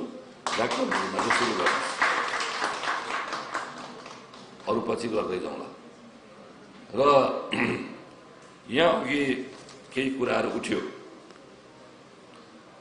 एकजना पीडित सायद उहाँ पनि डाक्टर साहबै हो, डङ्गोल जी, उहाँले आफ्नो केही आक्रोश, केही समस्या, केही व्यथिति, केही कमी कमजोरीलाई उहाँले स्पष्ट आफ्नो भाषामा राख्नुभयो। यसलाई दुईटा हिसाबले सोच्नुपर्छ भन्ने लाग्छ मलाई। एकातिर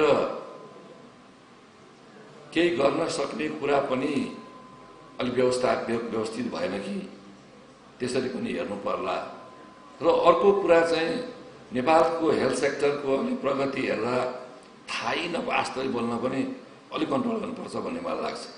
जुन कुरा डाक्टर पुगारले धेरै भनिसक्नु भएको छ, यो दुवै किसिमले हामी सँगसँगै लिएर हिँड्नुपर्छ। र मलाई चाहिँ सोध्नुहुन्छ भने हाम्रा धेरै कमी कमजोरी अझै छ। हामीले गर्नुपर्ने काम त कति छ तर कुन अवस्थाबाट हामी आएका हौं, हाम्रो यो क्षेत्रमा लगानी कुन अवस्थामा छ। WHO ले 10% राज्यको बजेटको 10% छुट्याउ भन्छ, हामी 4% 8% बजेट छुट्याएर बसेका छौं। तैपनि म देशभरि गरिब विपन्न निमुखाहरूको स्वास्थ्य निशुल्क उपचार गर्ने भनेर अभियान चलाएर बसेका छु र मैले सबैतिर साथ सहयोग पाइरहेको छु। र म अहिले पनि भन्छु, कोही नेपाली पैसा नभएको कारणले उपचार गर्न नसकेर मर्नु पर्दैन, त्यसको जिम्मा राज्यले लिन्छ, म लिन्छु। मैले अहिले पनि भनिरहेको छु। कसरी व्यवस्था गर्ने हो हामी गरिरहेछौँ, हामी गरि पनि रहेछौँ। अहिले स्वास्थ्य मन्त्रालय भन्दा अस्पताल जस्तो भएको छ र हामीले यो 10% सबै अस्पताल, चाहे प्राइभेट होस्, चाहे चाहिँ सरकारी होस्, चाहे कम्युनिटी अस्पतालहरू होस्, हामीले 10% बेड उपचार सहितको निःशुल्क गरिदिनु पर्छ। जुन कुरा सम्झौतामा थियो स्वीकृति लिने बेला त्यसलाई कार्यान्वयन गरेका छौँ। त्यसलाई हामीले अनुनय विनय पनि गरेका छौँ, अनुरोध पनि गरेका छौँ र त्यो सुविधा दिए बापत अस्पतालहरूले सामग्री किन्दा भन्सार छुटका प्रक्रियामा नै हामी सहयोग गरि नै रहेछ राज्यले। बाँकी छ भने म गर्छु, मेरो मन्त्रालयले गर्छ, नेपाल सरकारले गर्छ। तर त्यो पाए बापतको सहयोग त गर्नु पर्यो नेपाली जनतालाई। र यो कुरा दशकौंदेखि लागू भएन, अहिले लागू भएको छ लागू गरिदिने साथीहरूलाई पनि धन्यवाद दिन चाहन्छु र हजारौँ हजार बिरामीले अहिले निःशुल्क उपचार पाउने स्थिति बनेको छ, सयौँले पाइसकेका पनि छ यति छोटो अवधिमा, 2-2.5 महिना 3 महिना लगभग भर्खर भएको छ।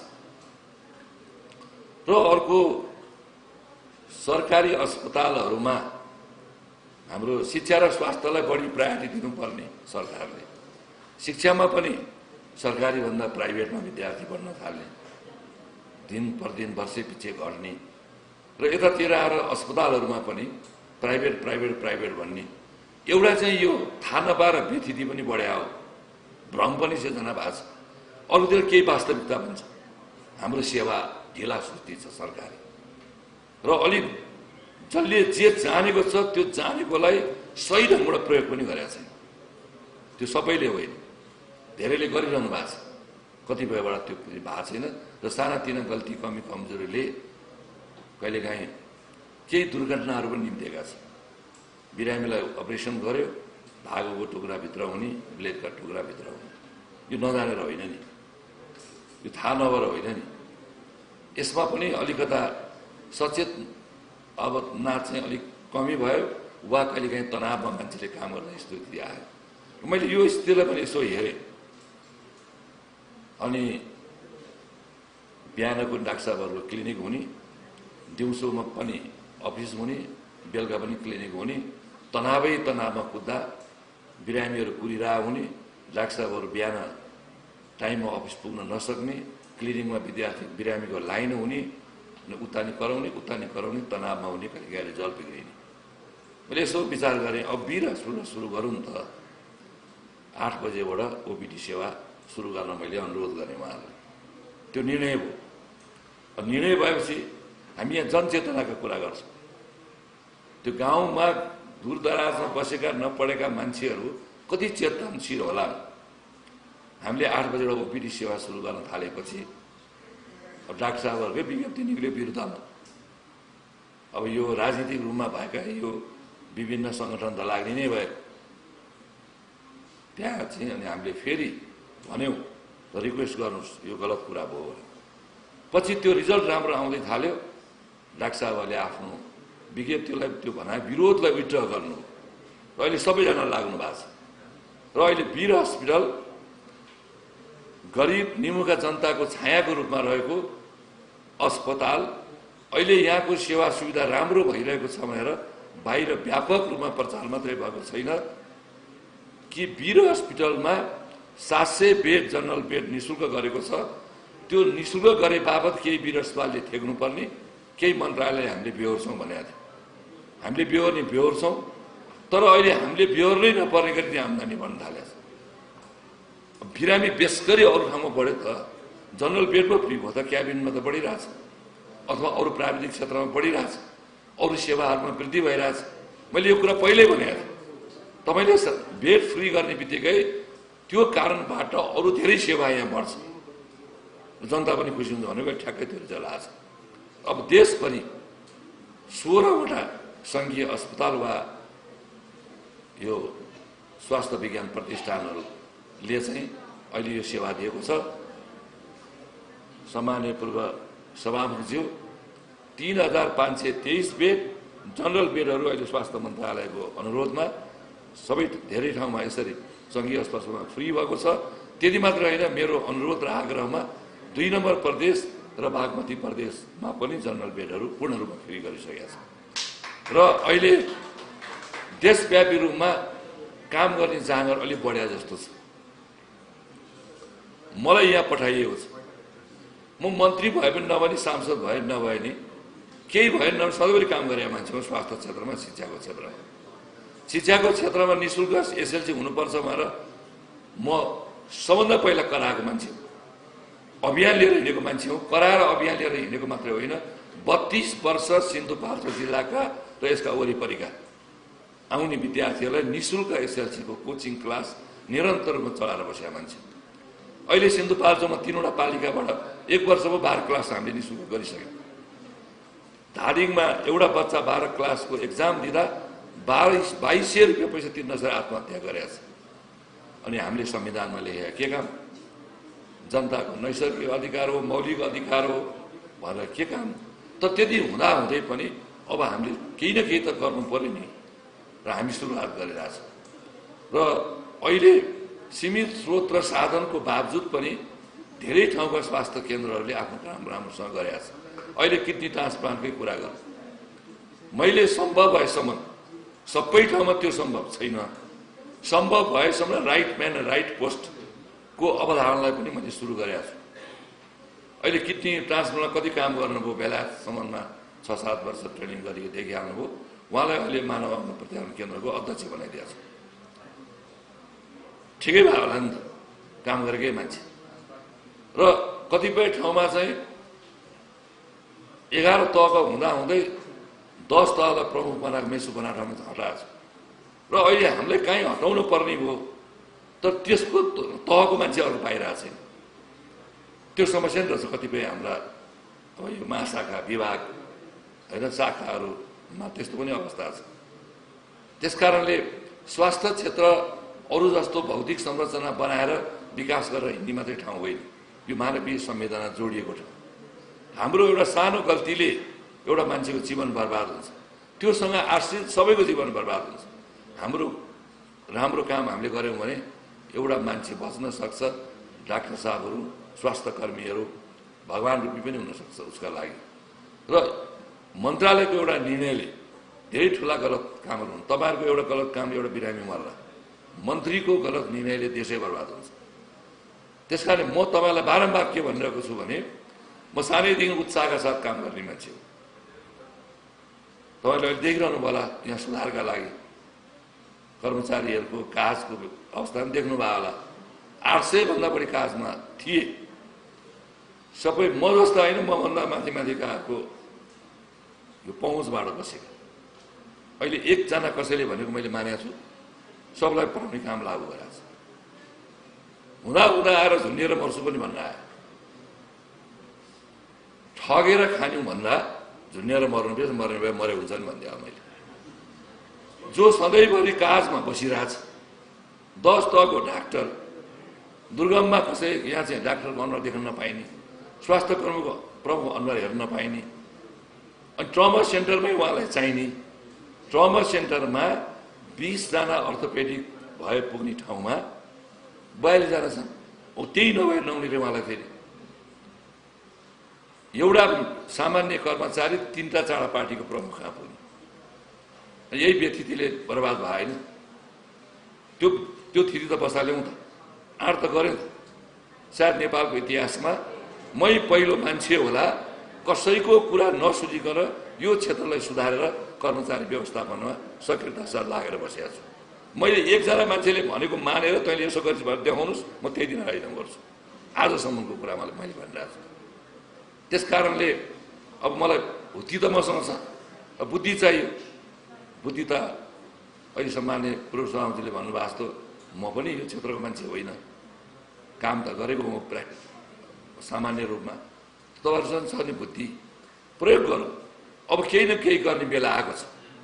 अघि आफ्नो उपचारको सिलसिलामा दुःख पाउँदा उहाँ डाक्टरै हो होइन, उहाँले एउटा वेदना पोख्नु हो। तर वेदना पोख्नेको साथसाथमा मेरो ड्युटी के हो भने थाहा पाउनु पर्यो, मैले पनि थाहा पाउनु पर्यो, तपाईँले पनि थाहा पाउनु पर्यो। म त के भनिरहेको छु भने नेपालमा अहिले स्वास्थ्य कर्मीहरू, चिकित्सक मात्रै होइन, प्यारामेडिक्स भन्नुहोस्, चाहे त्यो नर्सिङ क्षेत्रका स्टाफहरू भन्नुहोस्, धेरै उत्कृष्ट काम गरेर खारिएका जाने बुझेका मान्छेहरूको सङ्ख्या यहाँ धेरै छ। त्यसलाई एकत्रित गरेर अब भिआइपी र यो भिभिआइपीहरूको ट्रिटमेन्टमा पनि नेपालमै प्रयोग गर्नुपर्छ भनेर 17 जनाको समूह हामीले बनाएको छ। त्यसमा हामी थप्न सक्छौँ। त्यस्ता विज्ञहरू धेरैजना हुनुहुन्छ, तर ठुलो कहिलेकाहीँ मिटिङमा पऱ्यो भने भ्याउनै गाह्रो होला। त्यस कारणले हामीले चाहिँ यसलाई ओपन राखेका छौँ, यो पूर्णता होइन। त्यसमा प्यारामेडिक्स र नर्सिङ क्षेत्रको पनि हामीलाई जरुरत छ, सहयोगको जरुरत छ। बनाऊ र हामी सामान्य रोग उपचारको लागि हामी बाहिर जान्छौँ। अब ठुला बडा भन्नेहरू, पहुँच हुनेहरू, तर साधारण जनताले हुम्लामा के भेटाइरहेछ, डोल्पामा के भेटाइरहेछ, तालिमहरूको अवसर आउँछ, कहिलेकाहीँ आफ्नो मान्छे परेन भनेर विवाद पनि गरेर लेख्न नि लाउँछ। लेख्न लाउने सबै कर्मचारी हो फेरि, थाहा पाइराख्नु होला। यो सञ्चार मन्त्री पनि भएर आएको मान्छे हो म, कसले लाउँछ न्युज लेख्नलाई भनेर। तर हुम्लामा बसेको एउटा स्टाफ नर्स 12 वर्षसम्म त्यहाँ काम गरेर बसेको। मैले जिल्ला तोकेँ, स्टाफ नर्स खोज्नुहोस् भने, अर्को जिल्ला तोक्छु प्यारामेडिक्स कोही खोज्नुहोस् भन्छु, अर्को जिल्ला तोक्छु दुर्गम ठाउँको ल डाक्टर खोज्नुहोस् भन्छु, जनस्वास्थ्य अधिकारी खोज्नुहोस् भन्छु। अहिले ट्रेनिङमा त्यस्तै मान्छेलाई पठाइरहेको छु। 12 वर्ष काम गरेको हुम्लामा एउटा नर्सले यो चान्स पायो, उहाँलाई चाहिँ पत्याउनै गाह्रो पर्छ। ल्याब असिस्टेन्टहरू गइरहेछ, एचएहरू गइरहेछ, कसले पठाएको थियो भन्दा तर सम्भव भएसम्म हामीले कोसिस गर्ने हो सबैलाई अब सहयोग पनि गर्ने, उत्साह पनि गर्ने। अब नजिकै हामी चाँडै यो सेतो कोट दिवस मनाउँदैछ। यहाँ हाम्रो यो अहिले भर्खर भएको चाहिँ सभागृहको चाहिँ 100 दिनको कार्यक्रम, सार्वजनिक कार्यक्रमलाई पनि कोट दिवसमा जोड दिएर पत्रकार साथीहरूले लेखिदिनु भएको छ। फेरि जबरजस्ती सेतो कोट लिएर आयो, यहाँ चाहिँ उर्दी जारी गर्यो भनेर। हाम्रो चिठीमा अस्पतालको कामहरूमा असर नपर्ने गरी खाली भएका मान्छेहरू आउनुहोस् भने जोड दिएछ। एक थरलाई फेरि नेगेटिभ कुरा कहाँबाट खोज्नु भनेर बसिरहेको हुन्छ। र समग्र रूपमा अहिले स्वास्थ्य क्षेत्रमा सबैतिर लागि पर्नु भएको छ, काम गरिरहनु भएको छ। हामी इमान्दारीपूर्वक लाग्छौँ। म यो संस्थाको नेतृत्व लिएर बसेको मान्छे हुँ। पहिला मोहान सङ्ग्लो हुनुपर्छ भन्छन्, कुरा सत्य हो। म सङ्ग्लो हुने कोसिस गरिरहेको छु, म सङ्ग्लो छु, म धमिलिन्न, म ठिक ठाउँमा भएर काम गर्छु। म हिजो राज्य मन्त्री भएर नि काम गरेका मान्छे हुँ। आज एउटा अवसर परेछ। 22 वर्ष अगाडि राज्य मन्त्री मलाई बनाउने बेलामा तत्कालीन मेरो सामान्य सभामुखजी, पूर्व सभामुखजीले पनि सिफारिस गर्नुभयो मलाई, र किसुनजीले पनि गर्नुभयो। प्रधानमन्त्री हुँदा हुनु नै हुन्थ्यो, उहाँले पनि चाहनुभयो म त्यतिखेर। त्यो बेला नि मैले थोरै समय त होइन, 11 महिना हो राम्रै काम गरेर बसेका थिएँ। त्यो बेलामा मैले अलिअलि बुझेको कारणले गर्दा अहिले मलाई काम गर्नु सजिलो भएको छ। मैले अलिअलि बुझेको छु, नबुझेको तपाईँलाई सोधिहाल्छु। तर मैले बुझेको अलिअलि पनि यो 1 महिनाभित्रमा त धेरै प्रगति भयो नि त। यो देशको सम्माननीय प्रधानमन्त्रीज्यू पटक पटक क्याबिनेटमा उहाँले मलाई स्वास्थ्य मन्त्रीले जस्तो काम गर्नु भएर अरूलाई मान्य मन्त्रीले पनि भन्नुभएको छ। उहाँले भन्नुभयो अस्तिको त्यहाँको कार्यक्रममा, यो म आउने कार्यक्रम होइन, हुँदा पनि होइन, तर स्वास्थ्य मन्त्रालयले राम्रो काम गरे हुनाले म आएको हो भन्नु पनि भयो सबैका अगाडि। हामीलाई उत्साह दिनुभएको छ सम्माननीय प्रधानमन्त्रीज्यू, माननीय मन्त्रीज्यूहरूले, हाम्रा नेताज्यूहरूले, जनताले, र हाम्रा पनि राम्रा काम गर्नुपर्छ भन्ने मन्त्रालयभित्रका साथीहरूले, यसका वरिपरिकाले, र विशेष गरी सामान्य नागरिकले त एकदमै उत्साहित गर्नुभएको छ। त्यसकारणले हामीले एक दिनमा एउटा काम नयाँ, यदि होइन भने पनि पुरानोलाई सच्याएर एउटा काम नयाँ, एउटा काम राम्रो काम गर्ने दिनमा भनेको थियौँ। हामीले जोड्दाखेरि त हाम्रो 130-135 काम भएको छ। तैपनि त्यसलाई अलिक उस्तै चरित्रकाहरूलाई चाहिँ, प्रवृत्तिकाहरूलाई एक ठाउँमा राख्दाखेरि पनि हाम्रो 107वटा कार्यक्रम हामीले अति सार्वजनिक गऱ्यौँ। मलाई लाग्छ नेपालको इतिहासमा देशको प्रधानमन्त्रीज्यूले राम्रो काम गरेको हुनाले म यो कार्यक्रममा आउँछु भनेर उहाँको त्यो जुन आसनको त्यो परम्परा नै थिएन, उत्साहित गर्नुभएको छ। र यहाँ पनि अहिले हामीलाई साथीहरूले उत्साहित गर्नुभएको छ। काम हुँदैछ भनिरहनु भएको छ, गर्छौँ भनिरहनु भएको छ, लाग्छौँ भनिरहनु भएको छ। त्यस कारणले म यो अवसरमा के भन्न चाहन्छु भने, सभापतिजी आफै यो रोगको शिकार र उहाँलाई जसले अङ्गदान गर्नुभयो, म उहाँहरूलाई हार्दिक सम्मान व्यक्त गर्न चाहन्छु। र यहाँ अरू पनि हुनुहुन्छ त्यस्ता, सबैलाई म सम्मान व्यक्त गर्न चाहन्छु। र मेरो एउटा चाहिँ तपाईँहरूसँग अलिअलि गुनासो भन्नुहोस्, मेरो अनुरोध भन्नुहोस्, जे भन्नुहोस्, हामीले यहाँ धेरै कुरा क्युरेटिभ आस्पेक्टमा कुरा गऱ्यौँ। उपचार पद्धतिका बारेमा कुरा गर्यौँ, उपचार पद्धतिलाई वातावरण बनाउने कुरा गर्यौँ, उपचारै गर्न नपर्ने कुरा अलिक कम गर्यौँ हामीले। उपचार गर्न नपर्ने कुरातिर बढी लाग्नु पर्यो। त्यो लाग्न के गर्नु पर्यो त? यो के कारणले हुने हो त यो रोग बढी? यसले होला नि त अलि बढी त, के होइन हो भने अब मेरो कमाएर म मन्त्रीको हैसियतले यो संस्थालाई अगाडि बढाउन के गर्नुपर्छ तयार छु भनेर मैले भने। म दिन गनेर मैले अहिले ल्याम्सको हिसाबमा भनिसकेँ, एउटा युनिट बनाइहाल्नुहोस्। त्यो युनिट बनाएर कार्यक्रम सुरु गर्न कति पैसा लाग्छ मैले अहिले भने 40% बजेट कटौती गरेर मन्त्रालय हो, तैपनि म जहाँ ल्याएर गर्छु मैले भने। मेरो ड्युटी यही होइन मैले भन्ने। अब यहाँ आउनुभएका साथीभाइहरू, यो अभियानमा लाग्नु भएकाहरू, मलाई पनि त्यसैले असर गरे होइन त बढी। माइन्ड नगर्नु होला कोही पनि। र सबैले भन्ने गर्नुभएको छ अल्कोहल नपिउँ, धुम्रपान नगरौँ, सबैले भन्नुभएको छ। अनि यहाँ अहिले एक कार्यक्रम हुँदाहुँदै बाहिर गएर दिइहाल्ने पनि चलन हुन्छ, अनि कहाँबाट हुन्छ? त्यस कारणले मलाई सोध्नुहुन्छ भने म चिया, पान, सुपारी, ल्वाङ, सिगरेट, ड्रिङ्क केही पनि खानु। मैले चियाको सम्म स्वाद थाहा छ मलाई अलिअलि, अरूको त ल्वाङको स्वादसम्म थाहा छ, अरूको विशेष गरी धुम्रपान र मद्यपानको मलाई स्वाद पनि थाहा छैन।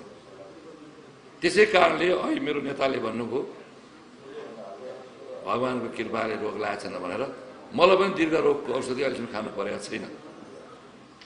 र यसमा मैले हरेक कार्यक्रममा भन्ने गरेको छु कि 1 घन्टा समय आफ्नै लगाइदिनुहोस्। यहाँ डाक्टर साहबहरू, चिकित्सा क्षेत्रको धेरै विज्ञहरू भएको ठाउँमा यो कुरा भन्न नपर्ने, तपाईँले हामीलाई सिकाउने हो।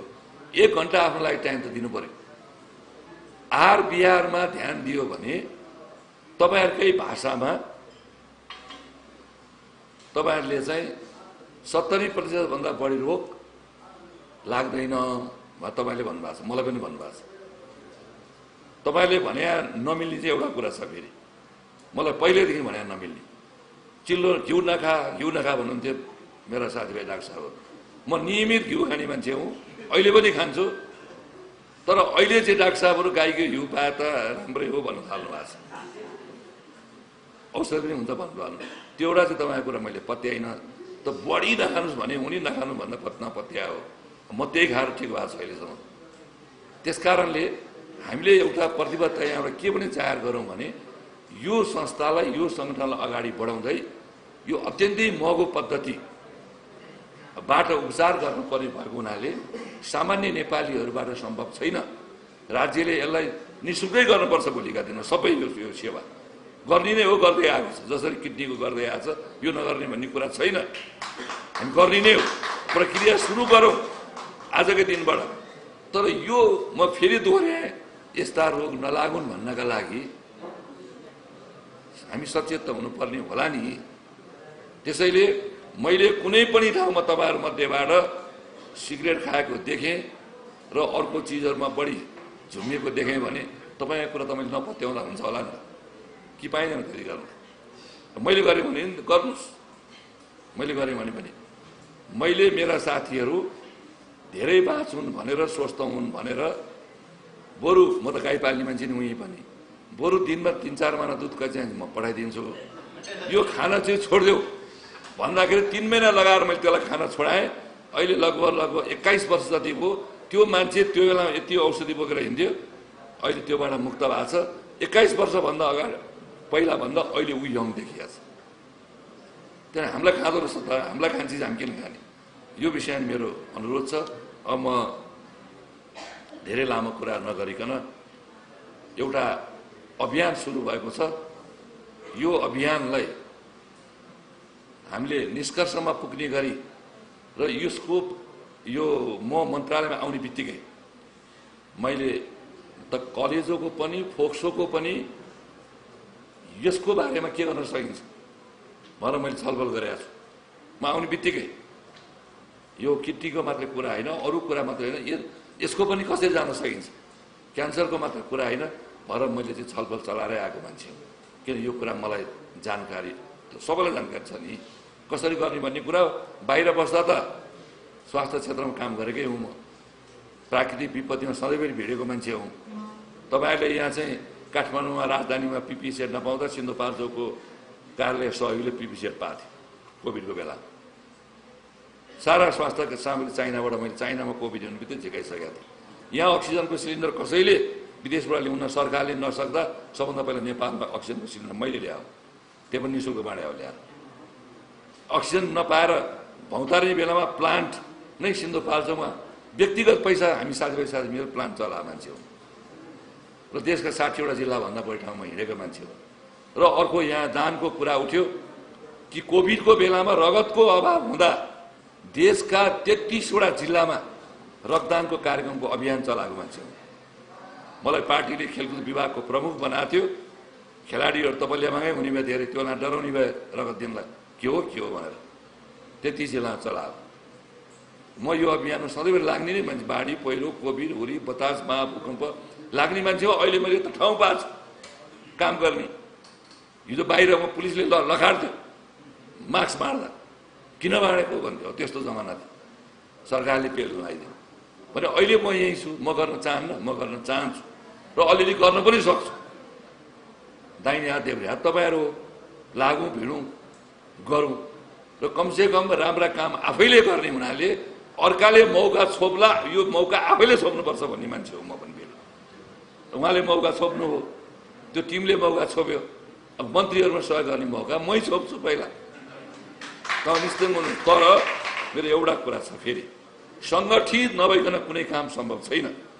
यहाँ आयुर्वेदको कुरा धेरै गुनासो हुन्छ। मैले अस्ति एउटा कार्यक्रममा भने त्यो बेला बस्नुभएको डाक्टर साहबहरू यहाँ पनि हुन्छ। कार्ययोजना बनाउनुहोस्, कसरी यो विधि र पद्धतिलाई हामीले अगाडि बढाउने। यो हाम्रो ठुलो सम्पत्ति हो, हामीसँग अथाह त्यो चिज छ। यहाँ हामी एउटा खोस्टाको भावमा बेचिरहेछौँ, त्यो हिराको भावमा किन्नु परिरहेछ। यो कच्चा पदार्थ पठाएर गरौँ भनेपछि त्यहाँदेखि म कहाँ भेटघाट बन्दछ। कार्ययोजना बोकेर कोही आउनु भएको छ, निकै दिन भइसक्यो। यो कार्की ब्याङ्करको कार्यक्रम मैले बोले आउँ धेरै लामो समय हो। मैले भने डाक्टर साहब कोही आउनु भएको छ म कहाँ कार्ययोजना बोकेर हो। अब तपाईँहरू पनि कार्ययोजना बनाएर हिँड्ने कुरा पछि नपर्नुहोस्, लाग्नु अगाडि बढौँ। म यही कुरा निवेदन गर्दै यसले भविष्यमा धेरै ठुलो समस्याको समाधान गर्न सक्छ।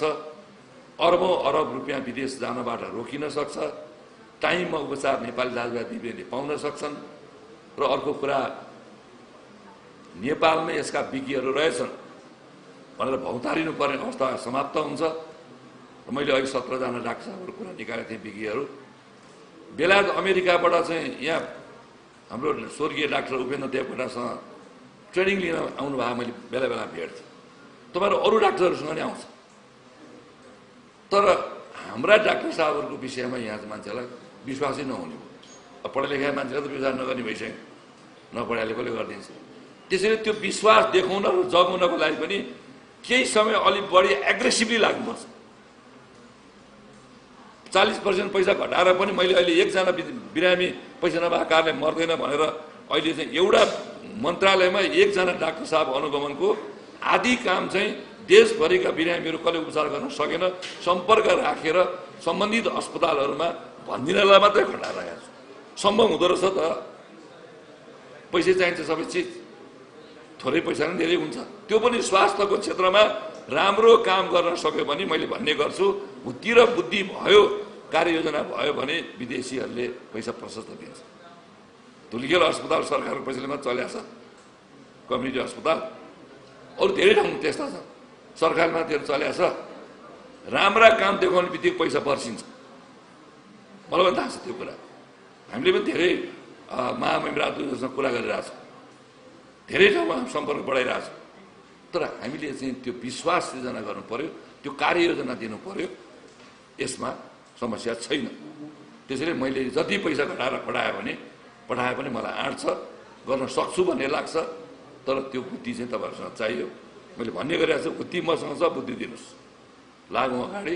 र यो संस्थाले छोटो समयमा धेरै प्रगति गर्न सक्ने गरी र नेपाली जन जो अहिले पीडित भएको छ, हुनुभएको छ, जो पीडा बोध गर्नुभएको छ, जसलाई पीडाको जानकारी छ, नेपालीहरूको आफूलाई पीडा नपरेको यो संसार देख्दैनन् कि त्यो पीडा पनि भइसकेको छ।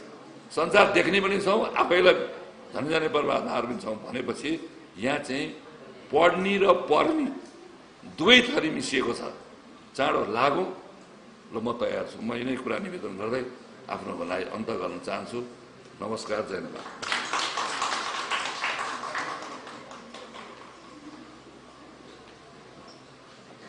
आजका प्रमुख अतिथि नेपाल सरकारका स्वास्थ्य तथा जनसङ्ख्या मन्त्रीज्यूप्रति हामी हार्दिक आभार प्रकट